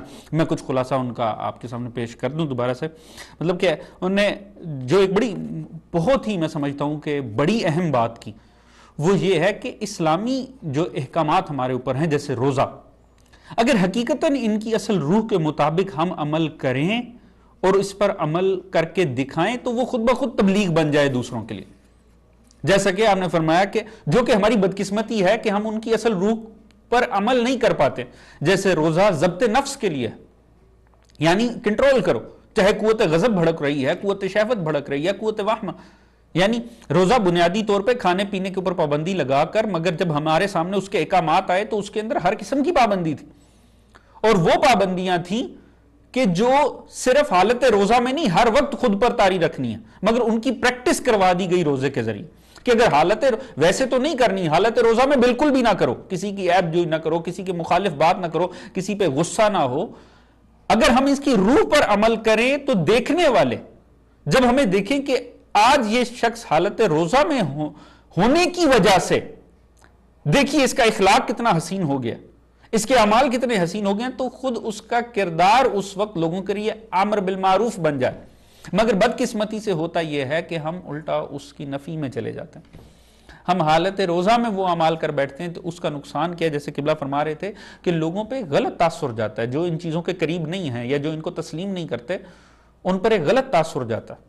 لہٰذا اگر ہم حقیقتاً اسے کہتے ہیں روح دین پر عمل کیا جائے، ایک ظاہری دین کے اوپر صرف ظاہر میں نہ عمل رکھا جائے بلکہ اس کی روح کو سمجھا جائے، اس کی گہرائی میں اترا جائے اور ڈیپ جا کے اسے سمجھنے کی کوشش کی جائے اور پھر اس کے اوپر عمل کیا جائے، نہ یہ کہ انسان صرف ظاہری تقاضوں کو پورا کرنے کی کوشش کرے. اور بہت اہم اور بڑی حسین اور بڑی خوبصورت انہوں نے بات کی کہ ہم ہر کسی کے اوپر تو غصہ نہیں ہوتے. بہت سے انسان آپ دیکھیں گے، عموماً ہماری روٹین ہے گھروں کے اندر، اپنے ماحول کے اندر، کہ ہم مخصوص افراد پہ غصہ کریں گے، دوسروں پہ نہیں. اس کا مطلب ہے ہمارا کوئی معیار ٹھیک نہیں ہے. ہمارا معیار، ہم کوئی اصولی انسان نہیں ہے. جو دبتا ہو اسے دبا دیتے ہیں، بنیادی طور پہ کمزور کو دبا دیتے ہیں، اور جس کا ہمیں خوف ہو یا جس کی اہمیت کا اندازہ ہو اس کے اوپر ہم بے عینی ہی اسی انداز کے اندر حملہ آور نہیں ہوتے، اس پہ غصہ نہیں کرتے. جیسے انہوں نے فرمایا کہ یہی گھر میں اگر جس بنیاد پر آپ ایک عمل کے اوپر غصے ہوں گے، وہی اگر دفتر میں آپ کا باس آگے سے غلطی کرنے والا ہوگا اس کے اوپر نہیں وہ غصہ کیا جائے گا اس انداز میں. کیوں؟ کیونکہ اب پتا ہے کہ اس کی بڑائی کا احساس ہے، اس کی عظمت کا احساس ہے بنیادی طور پر. تو اگر خدا کی عظمت کا، اور یہ جو آقا نے بات کی، بنیادی طور پہ اس بات کو احادیث اور ائمہ کی بڑی اہم سپورٹ حاصل ہے، بے عینی ہی یہ الفاظ آقا نے جو بیان کی یہ حدیث کے الفاظ، کہ اگر خدا کی عظمت کا احساس دل کے اندر ہو تو انسان پھر کسی پہ غصہ نہ کرے۔ بنیادی طور پہ غصہ نہ کرے سے مراد غلط غصہ ہے، جائز غصہ نہیں، وہ خدا کی خاطر بھی انسان کو کرنا پڑتا ہے جو جائز غصہ، کیونکہ ائمہ طاہرین نے بھی یہی فرمایا کہ یاد رکھو، اور اس سے بڑھ کر اور کیا خوبصورت حدیث ہوگی کہ اللہ رب العزت نے رسول خدا صلی اللہ علیہ وآلہ وسلم کے ذریعے یہ بات پہنچائی کہ لوگوں کو بتا دیجئے، لوگوں کو ایک بات اچھی طرح سے ان کے فہم میں ڈال دیجئے کہ جب تم غصے میں آؤ تو مجھے یاد کر لو، جب غصے میں آؤ تو مجھے یاد کر لو۔ میں اس حدیث کو کامل کرنے سے پہلے یہی جملہ مولا امیر نے بھی، مولا امیر المومنین علی بن ابی طالب علیہ السلام نے جناب مالک اشتر کو جو مکتوب لکھا تھا اس میں یہ الفاظ موجود تھے، جب تمہیں غصہ آئے تو آسمان کی طرف نگاہ کر لو۔ مقصد کیا ہے؟ خدا کو یاد کرو اس وقت جب تمہیں غصہ آئے، تم بھڑک اٹھو، قوت غضب تمہاری اشتعال میں آ جائے، اس کو خدا کی طرف ربط کرو۔ تم مولا رسول کے ذریعے خدا نے پیغام پہنچایا، آپ لوگوں سے فرما دیجئے جب غصہ آئے تو تم مجھے یاد کرو، تاکہ جب مجھے تم پر غصہ آئے تو میں بھی تمہیں یاد رکھوں۔ یعنی اس بات کو مد نظر رکھو کہ آپ جس پر غصہ کر رہے ہیں، انسان ایک بات یاد رکھے غصہ کرتے ہوئے، ایک بات، اور یہ بڑی اہم بات ہے اگر پہنچ جائے تو، کہ دیکھیے انسان اس بات کو مد نظر رکھے کہ جس پر میں غصہ ہو رہا ہوں اس پر مجھے کس حد تک قدرت حاصل ہے، میں کتنا اس پہ اختیار رکھتا ہوں۔ اگر وہ غصہ آپ کے گھر والوں پہ ہے، آپ کے گھر والے کس وجہ سے آپ سے دب سکتے ہیں؟ آخر ان کی کیا مجبوری ہے کہ وہ آپ کی بات سنیں؟ یقیناً وہ محبت، وہ الفت جو خدا نے ان کے دلوں میں اپنے ایک بھائی سے، اپنی ایک بہن سے، اپنی بیوی یا شوہر یا باپ یا ماں یا بیٹی یا بیٹا یا بھائی یا بہن، کسی حوالے سے دل میں محبت رکھی ہے، وہ محبت ان کی مجبوری ہے، اس کے علاوہ تو ان کی کوئی مجبوری نہیں ہے۔ لہٰذا وہ آپ سے، اگر وہ آپ سے دبتے ہیں، وہ کس لیے دب سکتے ہیں؟ صرف وہ ایک رشتے اور خون کی بنیاد پہ اور وہ خونی محبت کی بنیاد کے اوپر، یا اگر کوئی آپ کا ملازم ہے تو صرف اس لیے کہ اس کا رزق پانی کچھ عرصے کے لیے خدا نے آپ کے ساتھ مخصوص کر دیا، یا آپ کی اولاد ہے تو صرف اس وجہ سے کہ خدا نے آپ کو وہ عطا کر دی ہے، یا جو آپ کے ماں باپ ہیں، کوئی بھی تعلق ہو، بنیادی طور پہ کیا مجبوری ہے؟ وہ رشتہ مجبوری ہے۔ آپ کا ان کے اوپر کتنا اختیار ہے؟ اگر اولاد ہے کل کو بڑی ہو کے اپنے اپنے کاموں میں مصروف ہو جائیں گے، اختیار ختم۔ ماں باپ ہیں تو ان کا آپ پہ کیا اختیار ہے؟ تھوڑا سا اخلاقی اختیار ہے اور کچھ نہیں۔ میاں بیوی ہیں، آپس میں ایک دوسرے سے خدا نے ان کو جوڑا ہے اور اب ان کو اکٹھا ہے اور ایک نظام چلانا ہے۔ مگر انسان غصہ کرتے ہوئے اس بات کو مد نظر رکھے کہ میں جس پر غصہ کر رہا ہوں مجھے اس پر کس حد تک اختیار ہے، اور وہ خدا مجھ پہ کس حد تک اختیار رکھتا ہے، کہ جس نے مجھے حکم دیا ہے کہ غصے میں مجھے یاد رکھو اور میری طرف ربط رکھو۔ یعنی آپ کو کسی پہ اگر اختیار ہوگا تو تھوڑا اور محدود اختیار ہے، جبکہ خدا کی ذات کو ہمارے ایک ایک انگ کے اوپر، ایک ایک سانس کے اوپر اختیار حاصل۔ لہذا واضح ہے، یہ خود رسول اللہ صلی اللہ علیہ وآلہ وسلم نے فرمایا، جو شخص آدمیوں پر غصہ نہ کرے اللہ رب العزت روز قیامت اس پر غصہ نہیں کرے گا۔ یعنی جو خدا خوفی میں، خدا کی خاطر اپنے غصے کے اوپر کنٹرول کر لے، اپنے اوپر ضبط کر لے، اپنے آپ کو اس کیفیت میں سے جب وہ قوت غضب بھڑکے تو وہ صرف یہ مد نظر رکھے کہ بہرحال میں جن پر غضب ناک ہوں گا، ٹھیک ہے، ان کا سے کیا تعلق ہے، کیا رشتہ ہے، کیا اہمیت ہے، آ جا کے خدا کی مخلوق، آ جا کر تو یہ اسی خدا کے، اگر خدا کو مجھ سے پیار ہے تو جس پر میں غصہ کرنے جا رہا ہوں خدا کو اس سے بھی تو پیار ہے۔ اگر خدا کو میں سمجھتا ہوں، مجھے خدا سے امید ہے، تو پھر وہ جو سامنے والا انسان جس کے اوپر غصہ کرنے جا رہا ہوں اسے بھی تو اسی خداوند کریم سے ہی اس کا تعلق ہے، اسے بھی تو اس سے امید ہے۔ آپ خدا کی خاطر اگر اسے معاف کریں تو خدا تعالی هل جزاء الاحسان الا الاحسان، یہ ایک بات حتمی ہے کہ اگر خدا نے فرمایا ایک قدم میری طرف اٹھاؤ، 10 قدم خدا آپ کی طرف اٹھائے۔ انہی معنوں میں اگر آپ ایک جگہ آپ نے معاف کیا، ایک جگہ آپ نے اپنے غصے کو ضبط کیا، خدا 10 جگہ پر اپنا، اور یاد رکھیے ہمیں تو غصہ آنے کی کوئی بھی وجہ ہو سکتی، لازمی تو نہیں ہے سامنے والا قصوروار ہو سکتا ہے وہ بیچارہ بے قصور ہو سکتا ہے وہ بالکل ٹھیک ہو سکتا ہے ہمیں اپنی جہالت کی وجہ سے غصہ آیا ہو سکتا ہے غلط فہمی کی بنیاد پہ غصہ آیا ہو، کوئی بھی وجہ ہو سکتی ہے، پر یاد رکھیے خدا کو جو غصہ آئے گا وہ جائز ہوگا، خدا بالکل ٹھیک غصہ کرے گا. آپ ایک ناجائز غصے کو بھی پی جائیں خدا کی خاطر, خدا 10 جگہ پر اپنے جائز غصے کو آپ کے اوپر بھول جائے گا. لہٰذا انسان اس بات کو مد نظر رکھے کہ بہرحال پلٹ کے اسی خدا کے پاس جانا, پھر اس دن سوائے اس کے سائے عاطفت کے اور کچھ بھی نہیں ہوگا, صرف اور صرف خدا. ابھی معاملات بہت ہیں مگر اس دن صرف وہی ہوگا. انسان لہٰذا غصے کے اندر اپنی کیفیت کو سنبھال کے رکھے. امام محمد باقر علیہ السلام نے فرمایا اللہ رب العزت نے جناب موسیٰ کے اوپر جو احکامات بھیجے ان میں سے ایک جو مختلف آپ کو حکم دیے گئے جناب موسیٰ کو, ان میں سے ایک یہ بھی تھا کہ اپنے غصے کو سنبھالو, اپنے غصے کے اوپر کنٹرول کرو. میں نے تم کو صاحب اختیار کیا ہے اس لیے غصے کو سنبھالو کہ جو تمہارے پاس اگر کوئی اختیار ہے تو وہ میری بنیاد پر, اور اس لیے اس غصے کو سنبھال لو کہ کل کو میں بھی تم پر اپنے غضب کو روک لوں. بنیادی طور پہ جو خدا انبیاء سے اس قسم کی گفتگو کرے ہادیان الہی سے, مقصد عام پبلک جنرل پبلک کے لیے ہوتا. تو بنیادی طور پہ خدا تعالیٰ نے اس اہمیت کا احساس دلایا کہ اگر تم کسی قسم کا کوئی اختیار رکھتے ہو, انسان اگر کسی پہ کوئی غصہ کرنے جا رہا ہے جس بنیاد پہ کرنے جا رہا ہے, بڑے ہونے کی بنیاد پہ, اعلیٰ ہونے کی بنیاد پہ, یا اپنے آپ کو کچھ, اگر وہ اس وجہ سے کسی بھی بنیاد کے اوپر, ہر بنیاد خدا کی عطا کی ہوئی, کچھ اس کا ذاتی تو اس میں ہے نہیں. لہٰذا اس بات کو مد نظر رکھے کہ جب غصہ کرے تو اس بیلنس کو قائم رکھے, وہ عدالت کا اپنے ہاتھ سے معاملہ نہ جانے دے. اگر عدالت ہاتھ سے چلی گئی تو پھر نقصان ہو جائے گا. لہٰذا بہرحال آپ کال کیجئے اور لازمی ہم سے شیئر کیجئے کہ غصے کے حوالے سے کوئی فرمان ہو, کوئی بات ہو اس حوالے سے, ضبط نفس کے حوالے سے.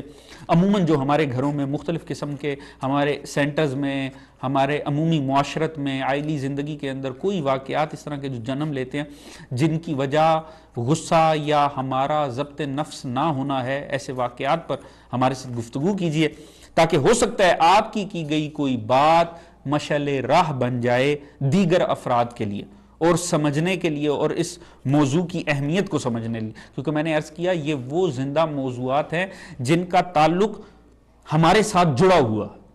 یہ کسی ایک انسان کا مسئلہ نہیں ہے, کسی ایک گھر کا مسئلہ نہیں ہے, یہ ہر انسان کا مسئلہ ہے اور ہر گھر کا مسئلہ ہے. لہٰذا ائمہ کے فرامین کی طرف بڑھیں گے. معصوم نے فرمایا یاد رکھو کثرت غصہ سے عقل زائل ہو جاتی. یہ بڑی اہمیت کی بات ہے کہ چاہے صفت نیک ہو چاہے صفت بد ہو, مسلسل پریکٹس کرنے سے وہ اتنی راسخ ہو جاتی کہ جو اس کی مخالفت میں نیکی یا خوبی ہو وہ دبتی چلی جاتی. پریکٹس انسان کو اس کام میں پرفیکشن دے دیتی ہے جو وہ کرنے کا عادی. غصہ کرنے کا عموماً مسلسل ناجائز غصہ کرنے کا مطلب کیا ہے؟ قوت غضب کو طاقتور کرتے چلے جانا. یہ جتنی طاقتیں ہیں, قوت غضب ہو گئی, قوت شہوت ہو گئی, قوت وہمہ ہو گئی, قوت عقل ہو گئی, انسانی نفس کے اندر موجود یہ چاروں قوتیں, ایک وہ ان کی طاقت ہے جو دے کر خدا نے انہیں بھیجا ہے, ہر انسان کو ایک مخصوص حد میں بھیجا دے کر, مگر یہ بنیادی طور پہ طاقتور خارجی عوامل کی بنیاد پر ہوتی. یعنی باہر سے جب ان کو مدد ملتی ہے تو یہ اتنے طاقتور ہوتی چلی جاتی. جیسے عقل کس طرح طاقت حاصل کرتی ہے؟ بچہ پیدا ہوتا ہے, اگر اس سے بالکل کوئی تعلیم نہ دی جائے اور ایک بچے کو تعلیم دے کر اعلیٰ مراتب پر لے کر جائیں تو 20-25 سال بعد دونوں ایک جیسی کیفیت میں تو نہیں ہوں گے. ایک کی عقل حد کمال پر ہوگی, ایک کی انتہائی پست ہوگی. وجہ بنیادی طور کے اندر علم فرق ڈال دیتا. جس عقل کو باہر سے علم کا رزق علم ملتا جاتا ہے, عقل کو جلا ملتی چلی جاتی ہے, وہ اتنی طاقتور ہوتی چلی جاتی ہے, کامیاب ہوتی چلی جاتی ہے. بے نہیں قوت غضب ہر انسان میں ہے, مگر اگر مسلسل, یہ امام نے جو فرمایا کہ مسلسل غصہ کرنے سے عقل زائل ہو جاتی ہے, مطلب یہ ہے کمال یہ ہے قوت غضب کو عقل کے تابع رکھا جائے. مگر اگر باہر سے خارجی مدد اسے ملتی رہے, آپ ایسے اشتعال انگیز کام کرتے رہیں, اپنے آپ کو غضب ناک کرتے رہیں, تو قوت غضب ہمیشہ فیڈ ہوتی چلی جائے گی. آہستہ آہستہ عقل کے اندر وہ طاقت ہی نہیں رہے گی, بالکل وہ آری ہو جائے گی اس طاقت سے کہ وہ عقل کو وہ غضب کو کنٹرول کر سکے, وہ حالت غصہ میں آپ کی ڈرائیونگ سیٹ کے اوپر بیٹھ سکے. لہٰذا عقل پیچھے مٹتی چلی جائے گی, اسی طرح اس کو طاقت ملتی چلی جائے گی. پھر انسان کی ڈرائیونگ سیٹ پہ اگر کوئی شے بیٹھی ہوگی وہ قوت غضب، اور اس کی وجہ کیا ہوگی؟ کیونکہ آپ نے باہر سے اسی کی مدد کی، مسلسل غصہ. یہی وجہ ہے، معصوم نے یہ نہیں فرمایا غصہ کرنے سے، کثرت غصہ سے. یعنی آپ اگر غصہ کرتے چلے جائیں گے آپ کی اس طاقت کو طاقت ملتی جائے. اسی طرح جب اگر آپ نے دور کرنا ہے تو نیک صفات بھی اپنانی ہے. یہ قطعاً ایسا نہیں ہے کہ ایک ہی مرتبہ کی محنت سے آپ کے اندر کوئی نیک صفت ہمیشہ کے لیے راسخ ہو جائے گی. ضبط غصہ، ایک مرتبہ غصہ ہضم کر جانے سے، ضبط کر جانے سے، پی جانے سے آپ کے نفس کے اندر یہ صلاحیت حاصل نہیں ہوگی کہ ہمیشہ ہی آپ غصے کے اوپر کنٹرول کر لیں. اس کے لیے بھی آپ کو مسلسل بارہا پریکٹس کرنی پڑے گی. کیونکہ آپ دیکھیے بنیادی طور پہ یہ انسان کی فطرت ہے. یہی وجہ ہے اللہ رب العزت نے ابھی جناب قبلہ ہادی باقری صاحب روزوں کا ذکر کر رہے تھے، ایک عبادت ہے، بے عینی نماز. ان سب کا مقصد کیا ہے؟ عبادت کا مقصد کیا ہے؟ انسان کی ذات کو کاملیت کی طرف لے کر جانا، خدا کی نظر میں بڑھانا، اسے تقوی کے درجے کے اوپر لے کر جانا، بنیادی طور پہ تقوی. مگر آپ دیکھیے عبادتیں ایک جیسی ہیں، ان کی روٹین ایک جیسی ہے. نماز آپ کو دن میں آپ کو یہ 5 نمازیں پڑھنی ہیں، ان کی رکعات مخصوص ہے، ان میں کیا گیا ذکر مخصوص ہے. وہ مخصوص الفاظ مخصوص اوقات میں مخصوص انداز سے کھڑے ہو کے بار بار ان کو دہراتے چلے جانا، ایک ہی کام کو بار بار دہرانا. تو کیا اس لیے اب انسان بور ہو جائے؟ ایک دن 2 دن 3 دن پھر بور ہو جائے؟ نہیں، مسلسل وہ پریکٹس کی طرح کرتا چلا جائے، اخلاص کو جگہ دیتا چلا جائے، اخلاص بڑھتا چلا جائے. نتیجتاً ہوگا کیا؟ ہوگا یہ کہ وہ انسان کی عادت ثانیہ بنتی چلی جائے گی، انسان کے اندر اس کی خوبی راسخ ہوتی چلی جائے گی، پھر انسان تقوی کی کیفیت کے اوپر پہنچے گا. یہی وجہ ہے کہ آپ عموماً دیکھیں جو لوگ مسلسل نہیں ہوتے عبادتوں کے ساتھ، کبھی کبھار موڈ میں، مزاج میں، کبھی بھی وہ اس صلاحیت کو حاصل نہیں کر سکتے جس کا نام تقوی، جو خدا کا اصلاً اس سے مقصد ہے. کیونکہ خوبی کے دہرانے سے، بار بار دہرانے سے، بار بار کی مشقت سے انسان اس خوبی کو اپنے اندر راسخ کر پاتا.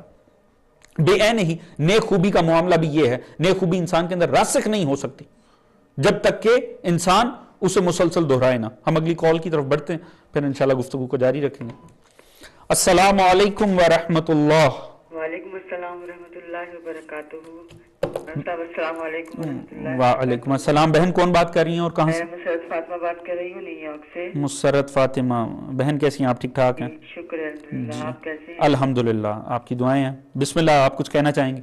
جی بس چھوٹا سا ایک غصے کے بارے میں جی جی ضرور. سورہ آل عمران کی آیت میں جی جی کہ جو غصے کو پی جاتے ہیں جی جی اور دوسروں کے کاظمین معاف الغیظ. کر دیتے ہیں، جی جی بالکل. ایسے نیک لوگ اللہ تعالیٰ کو بہت پسند ہیں. بے شک بے شک بے شک. ایک چھوٹی سی اور حضرت علی علیہ السلام کا قول ہے، سناؤں؟ جی جی بسم اللہ. اجازت؟ بسم اللہ. بسم اللہ الرحمن الرحیم. جو شخص اپنے نفس کو تابع کر لیتا ہے جی جی وہ بہت بڑی سیاست اور سلطنت حاصل کر لیتا ہے. بے شک بے شک. سبحان اللہ سبحان اللہ سبحان اللہ. یہی غصہ جو ہے ہمارے انسان، جی جی. اگر ہم لوگ اس میں ابھی آپ کی اسپیچ میں اور مولانا باقری صاحب کی، ہادی باقری صاحب جی نے جی. ماشاءاللہ بہت اچھی بات کہی. جی جی اگر الحمدللہ. یہی چیز ہم اپنے پر لاگو کر لیں تو آج ہمارا معاشرہ انشاءاللہ بہت اچھا بن سکتا ہے. بے شک بے شک. مولا آپ کے بھی علم میں اضافہ کرے. آپ کی آج کی بھی اسپیچ بہت اچھی تھی. بہت شکریہ جی. مولا اس ولایت چینل کو اسی طریقے سے قائم و دائم و شاد و آباد رکھیں. بہت شکریہ. مولانا ظہیر کو، مولا ولایت چینل کے تمام اراکین کو، سب کو میری طرف سے بہت بہت سلام کہیے گا. بہت شکریہ بہت شکریہ. چلیے اپنا خیال رکھیے گا. بہت شکریہ آپ نے. جی ضرور. مغفرت کے لیے ضرور دعا. ضرور ضرور ضرور. محمد حسنین زیدی اور میری والدہ طاہرہ بیگم، میرا بھائی شرف حسنین زیدی. شرف حسین. شرف جی جی ٹھیک ہے. حسنین زیدی. ٹھیک ہے جی ٹھیک ہے. ہمارے لیے دعا میں یاد رکھیے. بہت شکریہ جی. اپنا خیال رکھیے گا. السلام علیکم. اللہ حافظ. اللہ حافظ. یہ بہن مسرت فاطمہ تھیں نیو یارک سے. لہٰذا عزیزان محترم جو ہم بات کر رہے تھے اس بات کو جاری و ساری رکھیں. انہوں نے بھی آیت کا حوالہ دیا. اللہ رب العزت نے یقیناً ان لوگوں کو پسند کرتا ہے جو غصے کو پی جاتے ہیں. اور اسی سے مجھے یاد آیا کہ ہم تو ماننے والے ہیں امام موسیٰ کاظم علیہ الصلوۃ والسلام کے، اور معصوم کا ایک فرمان ہے کہ جو انسان گھونٹ پیتا ہے ان میں پسندیدہ گھونٹ خدا کی نظر میں وہ ہے جو وہ غصے کا گھونٹ پیتا. غصے کو پی جانا. میں نے عرض کیا کہ جو ہم بات کر رہے تھے کہ گو کہ یہ خوبی ہے غصے کو پی جانا، مگر انسان کو کوئی بھی خوبی اس کے اندر راسخ نہیں ہو سکتی جب تک کہ ایک جہد مسلسل نہ ہو، جب تک ایک مسلسل کوشش نہ ہو، جب تک ایک پرماننٹ ایفرٹ اس کے پیچھے نہ ہو. لہٰذا خدا تعالیٰ نے بھی انسان پر جو عبادتوں کا سلسلہ رکھا اور مختلف طریقے سے کہ انسان کا نفس کو مسلسل تربیت کی ضرورت ہے. بے عین ہی غصے کی کیفیت ایک ایسی کیفیت ہے کہ جو ایک دم سے دور نہیں ہو سکتی. اس کے لیے بھی ایک مسلسل جدوجہد، ایک مسلسل کوشش وہ لازمی انسان کے ساتھ ساتھ چلے. بہن نے مولا امیر المومنین کا ایک فرمان پیش کیا، مولا کائنات علی بن ابی طالب علیہ السلام کا، نفس کو فتح کیا، بہت بڑی جاگیر کو فتح کیا. یعنی جس نے اپنے اوپر اپنے آپ کو کنٹرول حاصل کر لیا. مطلب کیا ہے کہ اپنے اندر موجود نفس کی وہ قوتیں، جیسے میں نے سب سے پہلے دن جب میں نے عرض کیا کہ نفس میں خدا نے یہ 4 عوامل رکھے، تو جو مثال دی تھی ایک عالم دین نے بڑے خوبصورت انداز میں اس مثال کو کوٹ کیا کہ نفس ایک مملکت کی طرح، ایک راج دہانی ہے، ایک اقتدار ہے اس نفس کے اندر قائم، اور اس کے اندر نفس کا جو وزیر اعظم ہے وہ عقل ہے اور باقی وزراء ہیں، قوت غضب، قوت وہمہ، قوت شہوت. کمال یہ ہے، اور ہر قوت کوشش کرتی ہے کہ وہ ڈومینیٹ کرے، وہ اس نفس کو اپنے زیر اثر لے لے. قوت غضب اپنی ایفرٹ میں لگا ہوا ہے کہ یہ کسی صورت نفس عقل کی بات تسلیم نہ کرے، یہ صرف میری تسلیم کرے. اور اگر وہ اپنے میں کامیاب ہو جائے گا تو کیا ہوگا؟ ایک جنگجو، بھڑکیلا، غسیلا انسان ہمارے سامنے آئے گا. بیانی قوت شہوت اپنی ایفرٹس میں لگی ہوئی ہے، اپنی کوششوں میں لگی ہوئی ہے، کسی صورت نفس کو میں اپنے کنٹرول میں کر لوں، عقل کی تسلیم نہ کرے. کیونکہ عقل کیا کرے گی؟ جب عقل کے معاملہ ہاتھ میں آئے گا، وزیر اعظم عقل کی چل گئی، تو وہ اس بادشاہ کو، نفس کو بیلنس طریقے سے تمام صفات اور وزراء کو استعمال کرنے کی اجازت دے گا، ویسے نہیں. لہٰذا جس نے اپنے نفس کو فتح کر لیا، معنی کیا ہے؟ یعنی عقل کی مطابعت میں دیا، عقل کو اقتدار عطا کیا، اس نفس کے اندر عقل کو طاقت عطا کی، وہ انسان کامیاب ہے. پھر ایک بات کا اطمینان اور سکون رکھیے کہ اس کے بعد وہ ہر چیز کو اس بیلنس اور عدالت میں استعمال کرے گا کہ ایک کامل شخصیت ہمارے سامنے نظر آئے گی، ایک کامل انسان ہمارے سامنے نظر آئے گا. لہٰذا پریکٹس اس بات کی ہوتی رہنی چاہیے. عقل کو بھی آسان نہیں ہے دیگر قوتوں کو اپنے زیر اثر کر لینا، اس کے لیے اس کو بھی ایک مستقل جدوجہد کی ضرورت ہے، اس کے لیے اسے بھی مکمل ایک کوشش کی ضرورت ہے. اور جب تک وہ پریکٹس نہیں ہوگی، وہ عدالت کا منکا کسی صورت بھی آ نہیں پائے گا. غصے کے معاملے میں بہترین کیا ہے؟ آپ اس سچویشن کو اوائڈ کریں جس میں آپ کو یقین ہے کہ آپ کا اپنے اوپر کنٹرول نہیں رہے گا، جہاں آپ سمجھتے ہیں کہ اگر یہ سچویشن کنٹینیو رہی تو یقیناً میرا اپنا آپ بھڑک اٹھے گا. لہٰذا پوری کوشش کریں، حد الامکان کوشش کریں کہ اپنے آپ کو سچویشن تک، چیزوں کو وہاں تک ڈریگ نہ کریں کہ جہاں آپ کو پتا ہے کہ آپ کے نفس کی لمٹ آ جائے گی، آپ کے اعصاب کی لمٹ آ جائے گی، اور اس کے بعد آپ لازمی بھڑک اٹھیں گے. کیونکہ ایک مرتبہ آپ اگر ان امور کو نہ روکیں جو غصے میں مبتلا کرتے ہیں، اور اس امید میں رہیں کہ جب وہ سچویشن آئے گی آپ کنٹرول کر لیں گے. میں نے عرض کیا تھا یہ ایسے ہی ہے، آپ درندہ چھوڑ دیں اور پھر اس سے بچنے کی کوشش کریں. جب ایک مرتبہ قوت غضب ناک کو آپ نے وہ عوامل سارے ہی برداشت کر لیے اور سب کام ہونے دیا کہ جس کی وجہ سے قوت غضب بھڑک اٹھتی ہے، جب ایک مرتبہ وہ بھڑک اٹھی، اب آپ ایک درندے کو چھوڑ کے تو اس سے بچنے کی کوشش کر رہے ہیں. بنیادی طور پہ اسے لاک اپ میں رکھیں، بنیادی طور پہ اسے قید ہی رہنے دیں. مت اپنے آپ کو آزمائش میں ڈالیں، خود کو بھی آزمائش میں نہ ڈالیں، کیونکہ اگر آپ نے خود کو آزمائش میں ڈالا تو لازمی نہیں ہے کہ وہ آپ کو کامیابی بھی ملے گی. بے نہیں، یہ خالی قوت غضب کا معاملہ نہیں ہے، قوت شہوت کے متعلق بھی یہی امور ہے. آپ کو پتہ ہے جن جن امور سے آپ کی اشتہا بڑھ جائے گی، مت اپنے آپ کو اس طرف جانے دیجیے، وہ ماحول ہی پیدا نہ کریں. اگر آپ کو امید ہے کہ عالم خلوت میں آپ اپنے اوپر کنٹرول نہیں رکھتے، عالم خلوت میں نہ جائیں. آپ کو پتہ ہے اس قسم کی کمیونٹی میں بیٹھ کے یا اس قسم کی محفل میں بیٹھ کے آپ کو خود پہ کنٹرول نہیں رہے گا، اس محفل کو ترک کر دیجئے. لہٰذا اپنے آپ کو آزمانے کی کوشش مت کریں. آپ نہیں جانتے، یہ یا آپ کا خدا جانتا ہے کہ آپ کی اچھائیاں کتنی طاقتور ہیں، یا شیطان جانتا ہے کہ آپ کو کہاں سے اس نے شکست دینی ہے. اپنے آپ کو اس کا چارہ مت بنائیے، کوشش یہ کیجئے کہ اس سے بچیے. وہمہ سے متعلق بھی، قوت وہمہ سے متعلق بھی یہی امور ہے، خصوصاً یہ شاید خواتین کے زیادہ سمجھنے والی بات. مت لوگوں کی ٹوہ میں رہیں، مت دوسروں کے معاملات کو اتنا ڈسکس کریں یا کسی کو اپنے سے ڈسکس کرنے دیں کہ آپ بھی انٹرسٹ لے کر پھر اس کے معاملات میں زبانی ہی صحیح انٹر ہو جائیں. مت لوگوں کے امور کی جستجو میں رہیں، کیونکہ آپ اگر تھوڑا بہت جستجو میں رہیں گے اور یہ سلسلہ چلتا رہا، ہو سکتا ہے کہ پھر آپ اس کے معاملات میں دخل انداز ہو جائیں. لہٰذا ہر حوالے سے کوشش یہ کریں کہ ایک بیلنس قائم رہے، ایک فاصلے پہ رکھیں، خود کو ان کاموں کے اندر ملوث نہ ہونے دیں. ملوث ہونے کا مطلب ہے کہ برباد ہو جانا. یاد رکھیے یہ جو ہمارا موضوع ہے جس کو ہم ڈسکس کر رہے ہیں، یہ انتہائی اہمیت کا حامل موضوع ہے. اس سے ہمارے باہمی روابط کا تعلق ہے، ہمارے اور لوگوں کے تعلق کا، ایک ہمارا اور اپنا اور خدا کا تعلق بھی معاملہ اخلاقیات سے جڑا ہوا، پھر ہمارا اور ہمارے گھر والوں کا، پھر ہمارے گھر کا اور ہمارے معاشرے کا، ہماری کمیونٹی کا. یہ سارے معاملات بنیادی طور پہ اگر سٹینڈ کرتے ہیں تو اخلاقیات کی بلبوتے پہ کرتے ہیں، اور لہٰذا اس سے انتہائی اہمیت ہے. تو اس بات کو سمجھنے کی کوشش ہونی چاہیے. مولا امیر کی پھر اس کلام کی طرف بڑھیں گے.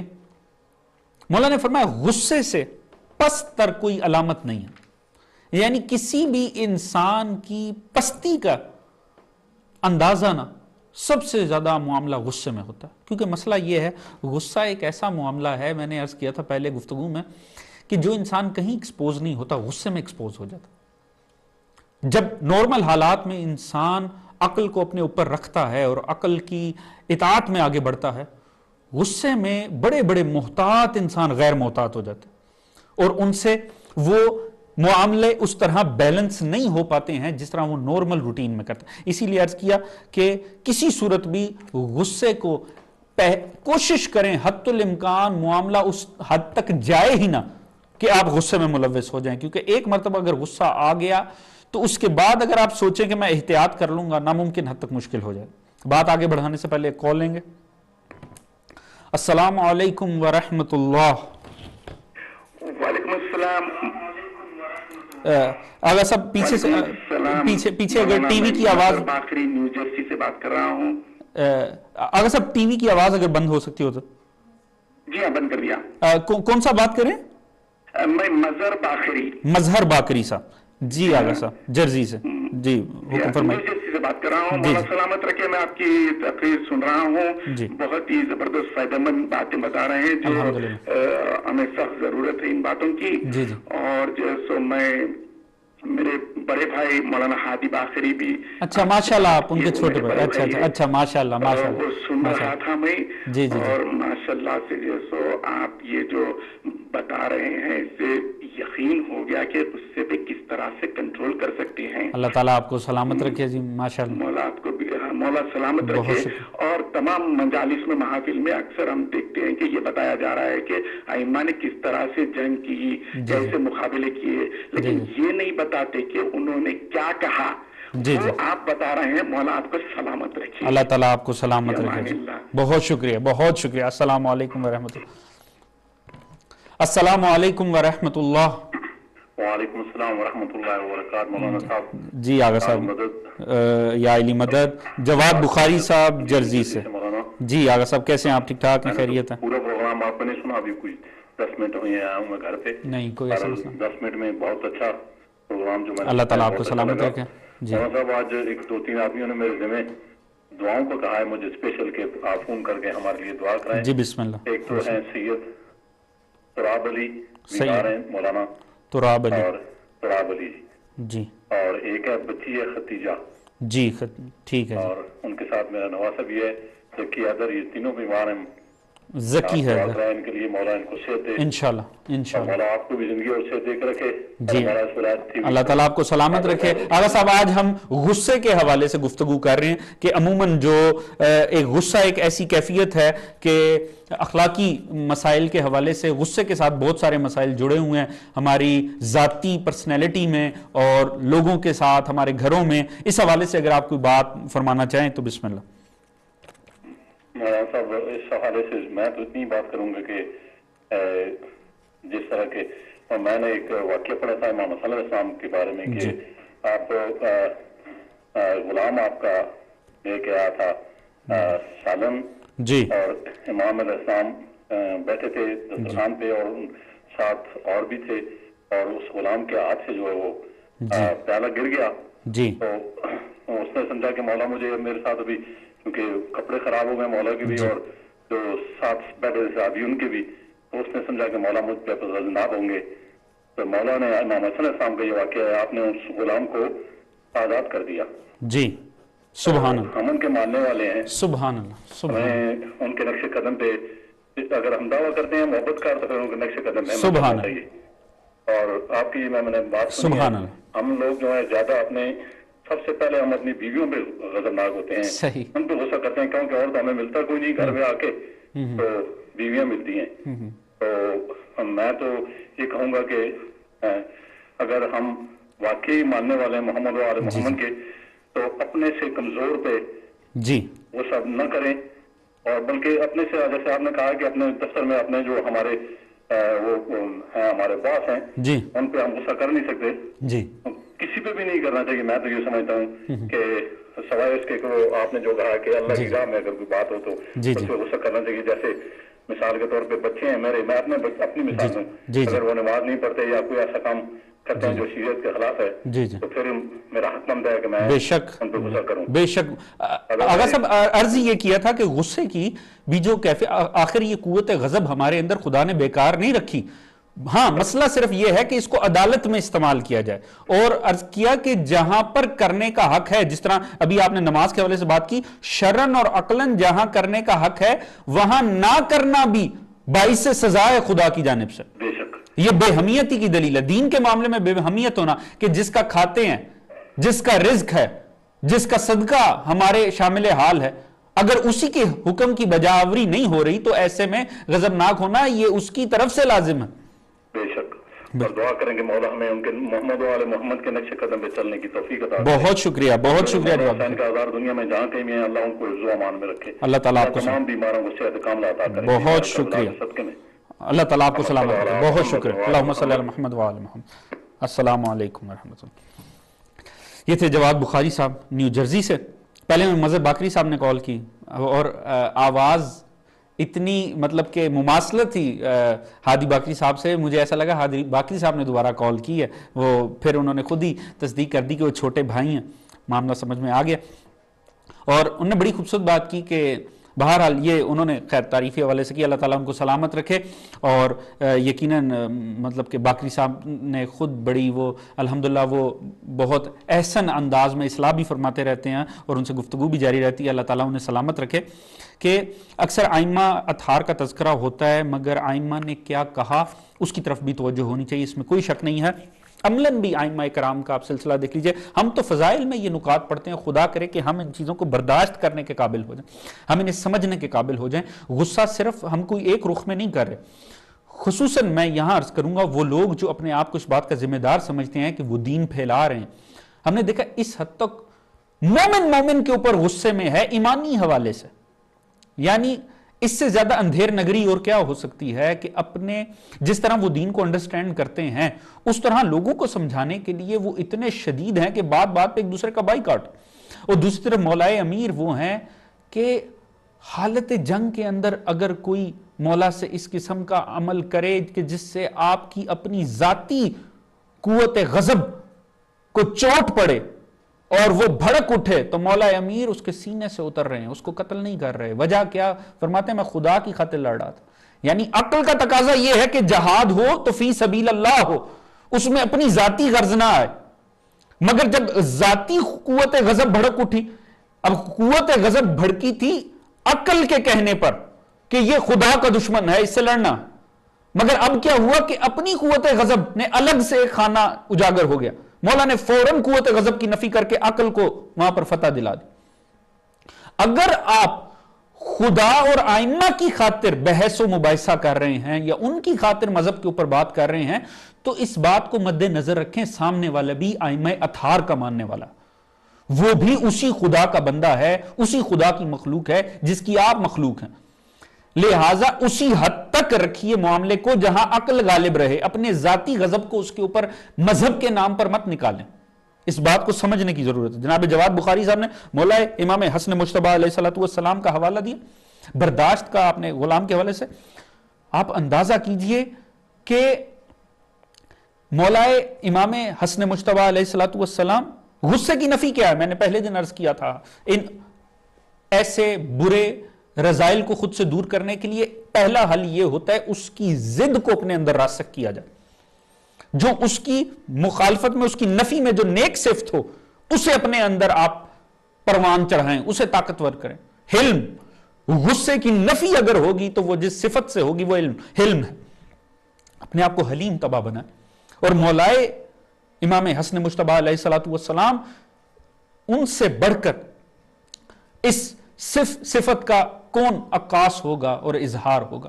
یعنی مروان جیسا بدبخت ترین دشمن جس نے امام مولا کائنات کو بھی تکالیف دی، امام حسن مجتبی علیہ السلام کے ساتھ اس نے انتہائی حد تک اس نے شقاوت کا مظاہرہ کیا، دشمنی کا مظاہرہ کیا، ناراحتی کا باعث بنا.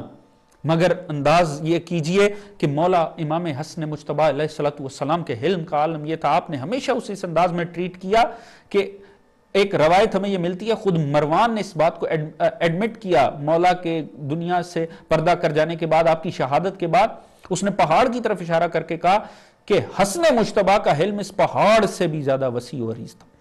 یعنی اندازہ کیجئے کہ برداشت اپنے اندر وہ پیدا کرنے کی ضرورت ہے. بہرحال غصے کے حوالے سے یہ انتہائی اہمیت کے حامل ہے. سیرت ائمہ اطہار آپ پڑھیے، مولا حسن مجتبی ایک شامی آتا. اب شام میں ہم جانتے ہیں کہ اس دور کے اندر جو تعارف تھا مولا امیر المومنین کا معاذ اللہ ثم معاذ اللہ، وہ اس حد تک عجیب و غریب تھا کہ لوگ معاذ اللہ ثم معاذ اللہ مولا امیر المومنین کو جن حوالوں سے جانتے تھے وہ تمام نیگیٹو حوالے تھے، کیونکہ حکومت نے اس حد تک لوگوں کے ذہنوں میں زہر بھرا تھا. اور ہم دیکھتے ہیں آج بھی جس طرح میڈیا کو ان مقاصد کے لیے استعمال کیا جاتا ہے، اپنے موقف کو آگے پہنچانے کے لیے غلط قسم کی نسبتیں دی جاتی ہیں، تشبیہات دی جاتی ہیں، لوگوں کے کردار کشی کی جاتی ہے. یعنی جب چاہا کسی کو بنا دیا، جب چاہا کسی کو بگاڑ دیا. میڈیا کو ان کاموں کے لیے یوز کیا جاتا ہے. 95% میڈیا عالمی اور ہمارے لوکل میڈیا انہی کاموں کے لیے استعمال ہوتا. تو آپ دیکھیں اس دور میں بھی جو حکومتی مشینری تھی، جو حکومتی میڈیا تھا اس وقت کا حاکم شام کا، اس کا کام یہ تھا کہ مولا امیر المومنین کے حوالے سے غلط فہمیاں پھیلائیں. لہٰذا عمومی لوگ، بدو لوگ وہ یہی جانتے تھے کہ معاذ اللہ ثم معاذ اللہ وہ تو ایک بڑے نامناسب کردار کی حامل شخصیات. لہٰذا ان میں سے ایک شامی آتا ہے مدینے میں، مولا علی کی شہادت کے بعد مولا حسن سے ملاقات ہوئی. لوگ بتاتے ہیں کہ یہ حسن مجتبی مولا کائنات علی بن ابی طالب کے بیٹے. وہ آتا ہے اور منہ پر کھڑا ہو کر انتہائی نامہذب انداز میں گفتگو کرتا ہے، نامناسب الفاظ امام کے لیے استعمال کرتا ہے. جو اس کی اس وقت فکر نجس میں جو غلیظ الفاظ کا ذخیرہ تھا وہ سبھی نکال بیٹھتا. اور یہ سب کچھ، اور مولا اشارہ کر دیتے ہیں اپنے کسی صحابی کو اس کو ہاتھ نہیں لگانے دیتے. اور جب وہ اچھی طرح کہہ کر ہانپتا کانپتا اس غصے سے منہ سے رال ٹپک رہی ہے، چہرہ سرخ ہو چکا ہے، اور جب وہ اس عالم میں آ کے تھک کے خاموش ہوتا ہے، مولا امام حسن مجتبی علیہ السلام فرماتے ہیں کہ تو شکل سے مسافر لگتا اور لگتا ہے کہ تو بڑا طویل سفر کر کے آیا، تو تھک چکا ہوگا اور یقیناً تجھے بھوک بھی لگی ہوگی. لہٰذا ایسا کر کہ میرا دسترخوان موجود ہے، جو میں خدمت کر سکتا ہوں آ کچھ کھا لے، اور میں آرام خانہ بھی مہیا کرتا ہوں، کچھ تھوڑی دیر آرام کر لے، سستا لے، تو تھکا ہوا لگتا. حیران و پریشان ہو گئے. کتنا آسان تھا مولا کے لیے بھڑک اٹھنا، غضبناک ہو جانا. مگر ہوا کیا؟ اس ایک نیک عمل کا فائدہ یہ ہوا فوراً مخالف کی قوت عقل نے اپنا کام کیا. پہلے شیطان نے قوت غضب کو بھڑکایا تھا جہالت کے ذریعے، فوراً رحمانی قوتوں نے، اس کے اندر کی فطرت نے اس کی قوت عقل کو فوراً ہی جگایا کہ اندازہ تو کر، اگر کسی کا کردار ایسا ہو تو وہ اتنا نیک عمل کر سکتا. فوراً قوت عقل کو اتنی طاقت مل گئی کہ اس نے قوت غضب کو مغلوب کر دیا، اور وہ شخص مولا کے قدموں میں گر گیا اور کہنے لگا مولا مجھے معاف کر دیجئے، میں آپ کو پہچانتا نہیں تھا، مجھے تو یہ بتایا گیا تھا کہ آپ حضرات کے کردار ایسے، میں تو جانتا ہی نہیں تھا کہ آپ تو اتنے عظیم کردار کے حامل ہیں. فوراً ہی مغلوب ہو گیا، مومن بن گیا. بے عین ہی مولا امیر المومنین حالت جنگ میں دشمن کو تلوار تک پکڑا رہے ہیں. کیا ہے کہ اگر اصلاح مقصد ہے، اگر لوگوں کو تنبیہ کرنی ہے، اگر اپنا آپ منوانا نہیں ہے، صرف ڈومینیٹ نہیں کرنا، صرف چڑھائی نہیں کرنی، بلکہ لوگوں کو حق و حقیقت کی طرف لے کر آنا ہے، تو بڑا آسان ہے کہ اپنے کردار کو ایسا اپنایا جائے، اپنے اندر نفس کی قوتوں کو مغلوب کریں، عقل کو ہمت اور طاقت دیں اور اس کو اپنے ہاتھ میں رکھیں. جو جس حوالے سے آپ کے اوپر آنا چاہتا ہے اللہ تعالیٰ اس کو آپ کا مغلوب کرتا چلا جائے گا. حسن اخلاق لوگوں کو آپ کا محتاج بناتا چلا جائے گا، لوگوں کو آپ کے آگے جھکاتا چلا جائے گا، اور زبردستی نہیں.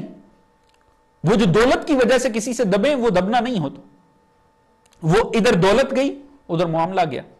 بے عین ہی ظاہری مجبوری میں نہیں. جو حسن اخلاق سے غلام بنتے ہیں نا دلی طور پہ بن جاتے ہیں، وہ کبھی آپ کی محبت کا دامن نہیں چھوڑیں گے. تو حسن اخلاق ایک انتہائی بہترین چیز ہے، اور جو اس سے گیا وہ ہر شے سے گیا. جس کے پاس اخلاق نہیں ہے پھر اس کے پاس کچھ بھی بچتا نہیں ہے، اس کے پاس کچھ بھی نہیں رہتا. اور آئمہ اسی لیے فرمایا کہ اسلام بنیادی طور پہ حسن اخلاق کا نام ہے.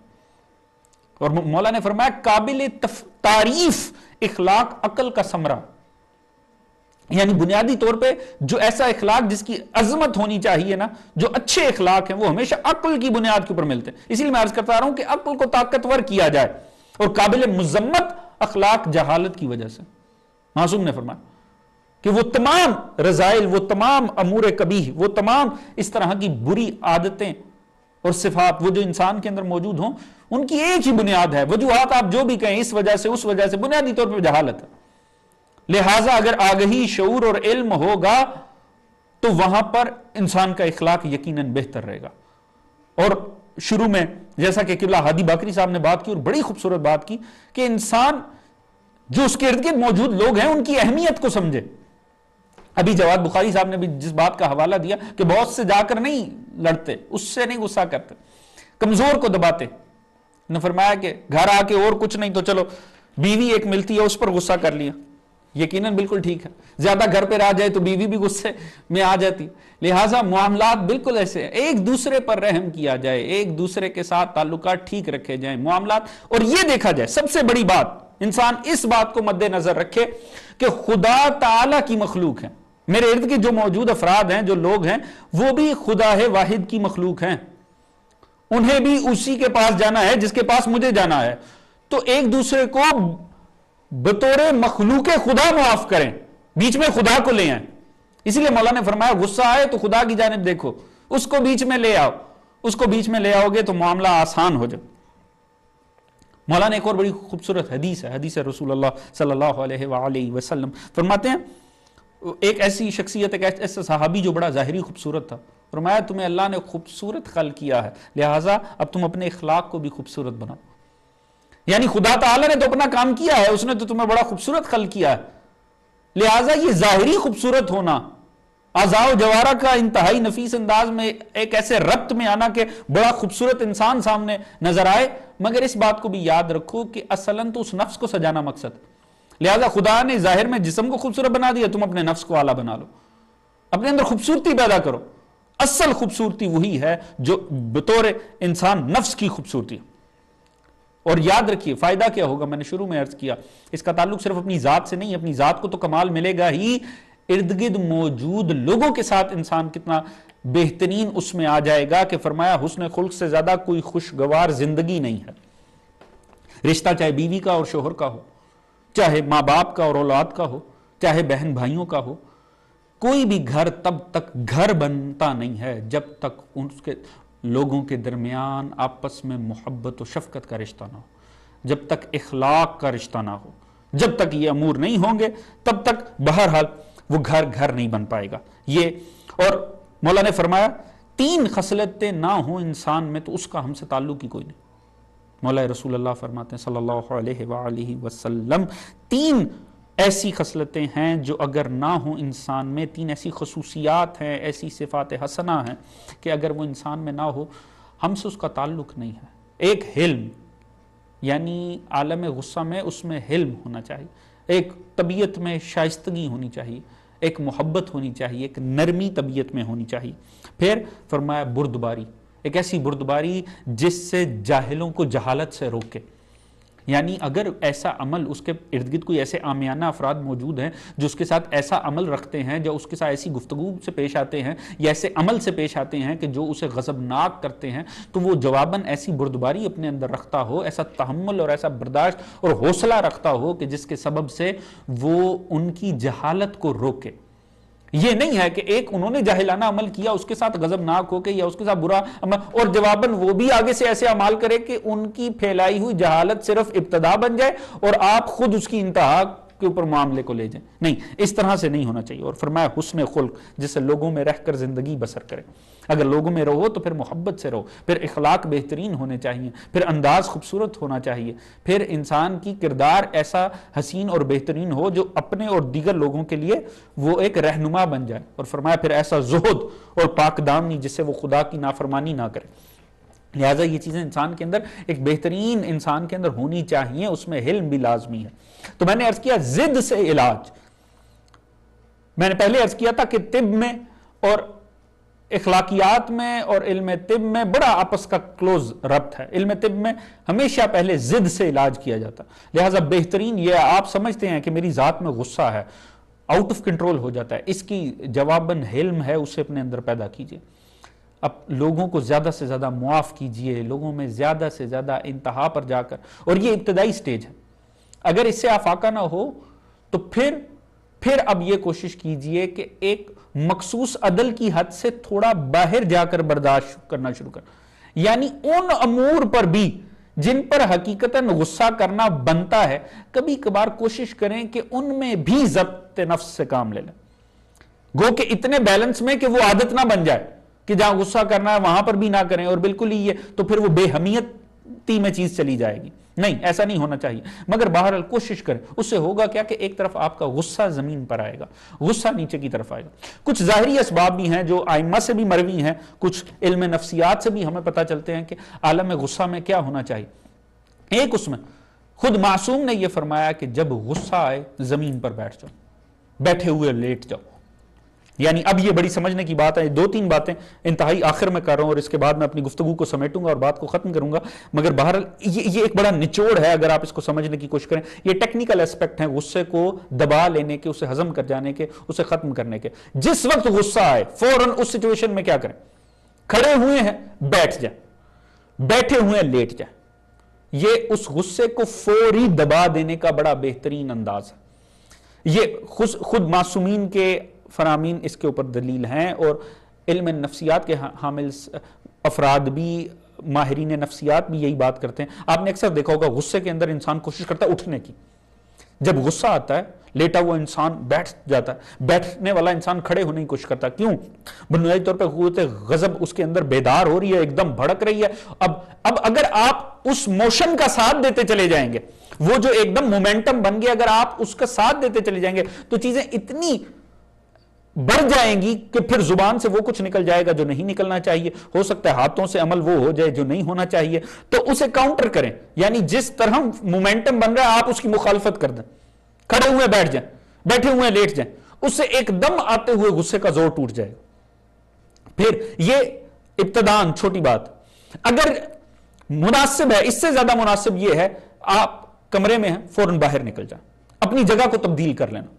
मैंने अर्ज किया था शैतान ने जनाब मूसा से जो बड़ी नफ्सियाती किस्म की बातें की थी, उसमें से एक बड़ी उसने ये काम की गुफ्तगू की थी और उसने कहा था कि देखिए गुस्सा आए तो अपनी जगह को बदल लें, नहीं तो मैं अपना काम कर जाऊंगा। जहां गुस्सा आया है कमरे से निकल जा। कमरे से निकलना अगर बेहतरीन ये है, मौसम साथ देता है और बाहर आपको फौरी निकलने में कोई प्रॉब्लम नहीं है, घर से बाहर निकल जाए, थोड़ी चहलकदमी कर लें, घर से बाहर निकल। होगा क्या? वो जो फौरन अगर आप उस सिचुएशन में अपने आप को, यानी सिचुएशन अवॉइड करें। मैंने अर्ज किया अगर वो अवामिल ना खत्म किए जाएं जो उस तरफ लेकर जाते हैं, आप पूरी चीजें मुहैया कर दें लड़ाई झगड़े की, माहौल की, और बाद में गुस्सा आने पर बचना, तो फिर ऐसे ही है कि शेर दरिंदे छोड़ के फिर उनसे बचना और भागना नामुमकिन हो जाएगा। बेहतर है सिचुएशन अवॉइड करें, घर से बाहर निकल जाएं, थोड़ी चहलकदमी कर लें, बाहर फिरें। थोड़ी देर में वो जो एकदम अंदर आसाब तन गए हैं और आसाब फौरन ही खून, फिशारे खून जोश मार चुका है, ब्लड प्रेशर जोर में आ गया, दब जाएगा, फिर वापस आ जाए। अगर ये भी नहीं, मासूम का भी फरमान है और बड़ा कीमती फरमान है इस हवाले से, ठंडे पानी से गुस्ल कर लिया जाए। यानी हो सकता है कि जिस पर गुस्सा है, जिस बात से गुस्सा है, वो साहब सामने नहीं है या वो शख्सियत सामने नहीं है जिससे आप इस वक्त किसी अमल की वजह से आप गुस्से में आए हैं या बहस में पड़ गए हैं या उससे झगड़ा आपका चल रहा है, वो कहीं और है, मगर अब आप गुस्से में हैं। अब आप जितनी देर गुस्से में हैं, ये आपका नुकसान है। अर्ज किया था, मासूम ने फरमाया कि गुस्सा, कीना, हसद, जो अफराद ये करते हैं सबसे पहला नुकसान उनको ही होता है। मेडिकल साइंस भी यही कहते हैं कि जब इंसान गुस्से में आता है तो क्या होता है, वो उसके आसाब जिन्हें एक मखसूस हालत के अंदर, अमूमी हालत के अंदर एक मखसूस हवाले से काम करना होता है, जिसमें इंसानी में वो कुदरत के कारखाने जो लगे हुए हैं, जो एनर्जी को बूस्ट कर रहे हैं, हजारों करोड़ों कारखाने इंसान के अंदर मुख्तलिफ हवाले से काम कर रहे हैं, वो एक अपने मखसूस रफ्तार में काम कर रहे हैं। गुस्से में आने का मतलब है कि उनके काम का 1000 गुना बढ़ जाना। आपके आसाब अब अपनी कुव्वत को फौरन हजारों गुना आगे तक बढ़ा रहे हैं हालत गुस्सा में। उसकी वजह से क्या हो रहा है, आपके अपने आसाब शिकस्त खुर्दा होते चले जाएंगे, वो अंदर से टूट फूट का शिकार होते चले जाएंगे। लिहाजा ज्यादा गुस्सा करने से भी जिस्म इंसानी के ऊपर नुकसान है। लिहाजा अगर कोई शख्सियत जिसके ऊपर आपको गुस्सा है, कोई है, बेटा है, सामने नहीं है, उसका कोई आपको अमल पता लगा, गुस्से में आ गए, किसी वजह से कोई अमल हुआ कारोबार पे या रिश्तेदारों में, कहीं आपको पता चला, अब आप गुस्से के अंदर हैं, तो अपने आप को उस कैफियत में रख के मजीद मत सोचें उसके ऊपर, आप किसी गलत नतीजे पर पहुंच जाएंगे। जो हालत गुस्सा में नतीजा अखज होगा वो यकीनन गलत होगा। हालत गुस्सा में इंसान सही नतीजे पर नहीं पहुंचता। लिहाजा क्या कीजिए, मासूम ने भी ये फरमाया, ठंडे पानी से गुस्ल कर लीजिए। ठंडे पानी से होगा क्या, वो जो आसाब तन चुके हैं वो रिलैक्स हो जाएंगे। वो जो आप उस वक्त भड़क उठे हैं, आपके आसाब उस वक्त एक तूफानी कैफियत के अंदर आ गए हैं, वो नॉर्मल होते चले जाएंगे। वैसे भी फिक्र ठंडे पानी से नहाने से अपनी पड़ जाएगी, लिहाजा मामला वैसे ही खत्म हो जाएगा। तो एक बेहतरीन हल ये है कि इंसान, और अगर मासूम ने फरमाया हो सकता है सो जाइए, अगर आपके आसाब आपको इजाजत देते हैं बेहतरीन है, क्योंकि सो के उठेंगे तो मामला इंतहाई आसान, आपको वो सिचुएशन जो पहले इंतहाई बड़ी और गरां लग रही होगी खुद ब खुद पुरसकून हो चुके होंगे। इतने में होगा क्या, इन तमाम अफआल का फायदा क्या होगा, ठंडे पानी से नहा लेना, बाहर चला जाना। मसला यह है कि जिस वक्त गुस्सा आया कुव्वत गजब ताकतवर हो गई, कुव्वत गजब अकल के ऊपर हावी आ गई। अब आपकी ड्राइविंग सीट पे कुव्वत गजब बैठी हुई और उसको चूंकि बाहर से सपोर्ट मिली है, ऐसे हालात पैदा हुए, लिहाजा इस वक्त अकल उसके ऊपर कुदरत नहीं हासिल कर पा रही। तो होगा क्या, जब थोड़ा वक्त गुजरेगा, यानी ये सिचुएशन को टालना है, नहा लेना, बाहर चले जाना, लेट जाना, बैठ जाना, इससे होगा ये कि वो जो कुव्वत अकल को एकदम बाहर से मिली हुई ताकत की बुनियाद पे कुव्वत गजब ने दबा दिया है ना, जब बैरूनी ताकत का असर कम होगा तो खुद ब खुद कुव्वत अकल कुव्वत गजब के ऊपर अपने कंट्रोल को दोबारा हासिल करना शुरू कर देगी। और कुव्वत अकल जब कुव्वत गजब को कंट्रोल कर लेगी, आपके आसाब बिल्कुल रिलैक्स हो चुके होंगे, आप फिर मामलात पे गौर करके मामला फहमी से किसी अच्छे नतीजे पर पहुंच सकते होंगे। याद रखिए, चाहे आप शोहर हैं, चाहे बीवी हैं, बहन भाई हैं, माँ बेटा हैं, दफ्तर में कोई हैसियत रखते हैं, कम्युनिटी में कोई हैसियत रखते हैं, गुस्सा सबसे पहले आपको खुद को नुकसान देगा। यह किसी इंसान आमियाना इंसान का आमियाना कौल नहीं है, ये मासूम का कौल। मासूम से मुराद ये है, ये आलम फितरत ने कहा है, उस आलम ने जो फितरत का आलम है, उस शख्सियत ने कहा है कि जो फितरत की गहराइयों को जानता है, जो आपकी तख्लीक के मराहिल को जानता है, जो आपकी अंदरूनी बातनी और पोशीदा हकीकतों से आगाह है, जो आपकी असाबी कैफियतों से आपसे बड़ा आलिम है। उस आलिम फितरत ने यह कहा है कि याद रखिए, गुस्सा सबसे पहले आपको खुद के लिए नुकसान दे। लिहाजा गुस्से में आने से पहले ये सोचिए, और खुसूसन उन रिश्तों के साथ और उन लोगों के साथ और उन जिनके साथ आपका एक दायमी ताल्लुक है, जिनके साथ आपको रहना है, जिनके साथ आपके मामलात आगे बढ़ने हैं। लिहाजा खुदा का वास्ता अपने आसाब के ऊपर हर वक्त अकल को रखें। याद रखें, गुस्से के अंदर ना आप जाहिर में अच्छे लगेंगे, ना आप हकीकत में अच्छे रहेंगे। गुस्से के अंदर ना गुस्सा कोई शुजाअत है, ना कोई गुस्सा कमाल है। बेहंगम गुस्सा सिर्फ और सिर्फ نقصان دہ ہے، آپ کے لیے بھی، آپ کے ارد گرد والوں کے لیے اور سبھی کے لیے۔ اور مولا امیر المومنین کا یہ فرمان، اور بس اس فرمان کے اوپر میں کوشش کروں گا آج بات کو ختم کیا جائے، کہ معصوم نے فرمایا یاد رکھو غصے کی ابتدا جہالت ہے، انتہا شرمندگی ہے۔ یعنی پہلے جن عوامل کی بنیاد کے اوپر آپ غصے میں آ گئے، بنیادی طور پہ حقیقت میں ذرا ٹھنڈے دل سے غور کریں تو بعد میں آپ کو پتہ لگے گا کہ ان معاملات کی اتنی حیثیت نہیں تھی کہ ان کی بنیاد کے اوپر میں اس حد تک چلے جاتا۔ لہٰذا ابتدا میں جو چیزیں شیطان کا کام، یہ شیطان ہمیں بہت بڑی کر کے دکھا رہا ہوتا ہے، اس بنیاد پہ تو یہ ہو جانا چاہیے اور اس بنیاد پہ تو وہ ہو جانا چاہیے، اس کے اوپر تو قطع تعلق ہی ہونی چاہیے، اس کے اوپر تو قتل و غارت ہونی چاہیے، اس کے اوپر تو بس ہمیں کسی نتیجے پر پہنچ جانا چاہیے، آج تو کچھ منوا کے ہی اٹھنا چاہیے۔ شیطان آپ کو کہاں سے کہاں لے جائے گا، اور بائی دا اینڈ آخر میں صرف اور صرف شرمندگی، افسوس، تاسف۔ یہ نہیں کہ ظاہری توڑ پھوڑ آپ نے کیا کی، زبان سے آپ کیا کچھ کر گئے، عملاً آپ کیا کچھ کر گئے۔ مولا امیر کا فرمانا ہے یہ زبان اگر تم اسے چھوڑ دو تو یہ ایک درندہ ہے جو تمہیں چیر پھاڑ دے۔ اس بات کو مد نظر رکھا جائے کہ غصے کی انتہا پہ صرف اور صرف شرمندگی رہ جاتی ہے آخر میں، کیونکہ اس وقت قوت غضب بھڑکی تھی، وہ کنٹرول میں تھی، عقل تو ویسی فوت ہو گئی، عقل کو تو موقع ہی نہیں ملا کوئی سمجھانے کا، اس وقت قوت غضب آپ کو ڈرائیو کرتی رہی۔ بعد میں جب عقل واپس آئی اور دیکھا کتنی ڈسٹرکشن ہو چکی ہے، پھر پتا لگا کتنے تعلق ٹوٹ چکے ہیں۔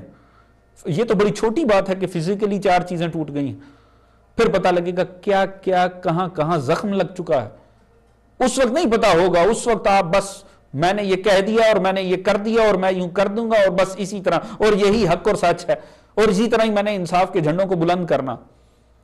مگر یہ نہیں سوچتے کہ جتنی دیر آپ اس کیفیت میں رہے، آپ نے دوسروں کا کتنا، اپنے سے وابستہ افراد، اور ہو سکتا ہے ان کی کوئی مجبوری نہ ہو، سوائے آپ سے تعلق ان کی ایمانی کوئی وجہ ہو یا کوئی فطری وجہ ہو، کوئی محبت خدا کی طرف سے، آپ نے ان کو کتنا تکلیف اور اذیت میں، اور اس کے بعد بھی آپ یہ سوچیں کہ میں ہی حق ہوں اور ابھی بھی فیصلہ تو ہونا چاہیے۔ اگر فیصلہ ابھی تک نہیں ہوا تو سزا کیوں دوسروں کو دی گئی؟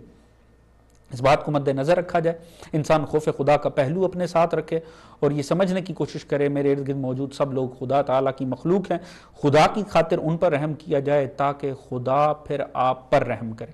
کل بھی میں نے عرض کیا تھا، آپ خود کو چیف جسٹس بنا لیں، کیجئے دوسروں سے انصاف، پھر اس خدا سے امید نہ رکھیں وہ آپ پر رحم کرے۔ اگر آپ لوگوں سے انصاف کریں گے تو اس کا مطلب ہے آپ کے جو معیار حیات ہیں ان کے مطابق انصاف ہونا چاہیے، تو پھر خدا بھی وہ معیار بنے گا جس میں انصاف ہونا چاہیے۔ اور اگر آپ کے جو معیار ہیں ان میں درگزر ہونا چاہیے، ان کے اندر حلم ہونا چاہیے، ان کے اندر معافی ہونی چاہیے، اس کے اندر محبت ہونی چاہیے، پھر خدا بھی آپ کے حوالے سے وہ معیار بنائے گا جن کے اندر محبت، خلوص اور ایک باہمی عزت ہونی چاہیے۔ یہی وجہ ہے کہ خدا تعالیٰ نے بھی یہی فرمایا کہ بہرحال تم یہاں پر لوگوں کے ساتھ رحم کرو تاکہ اس دن تم سے رحم کیا جائے جس دن خدا سوائے خدا واحد کے اور کوئی طاقت کی قوت نہیں ہوگی۔ بہرحال عزیزان محترم، کوشش تھی اس پروگرام کے ذریعے اور آنے والے بھی اس سلسلے میں جو چند پروگرام آپ کے سامنے پیش کروں گا، انشاءاللہ کوشش یہی رہے گی کہ ہم اس حوالے سے ایک ایسا اپنا ماحول، اپنا ذاتی کردار پیدا کر پائیں اور ایسی ایک کمیونٹی تخلیق کر پائیں کہ جو نہ صرف ہمارے لیے بہترین ہو، ہمارے لیے جنت کا نمونہ ہو، بلکہ ہماری آنے والی نسلوں کے لیے بھی باعث سے کامیابی ہو، اور ہم اور ہمارے بچے اس فضا میں سانس لے سکیں اور اس ماحول کے اندر جی سکیں جس میں خدا واحد کی خوشنودگی حاصل کی جائے، طاقت حاصل کی جائے۔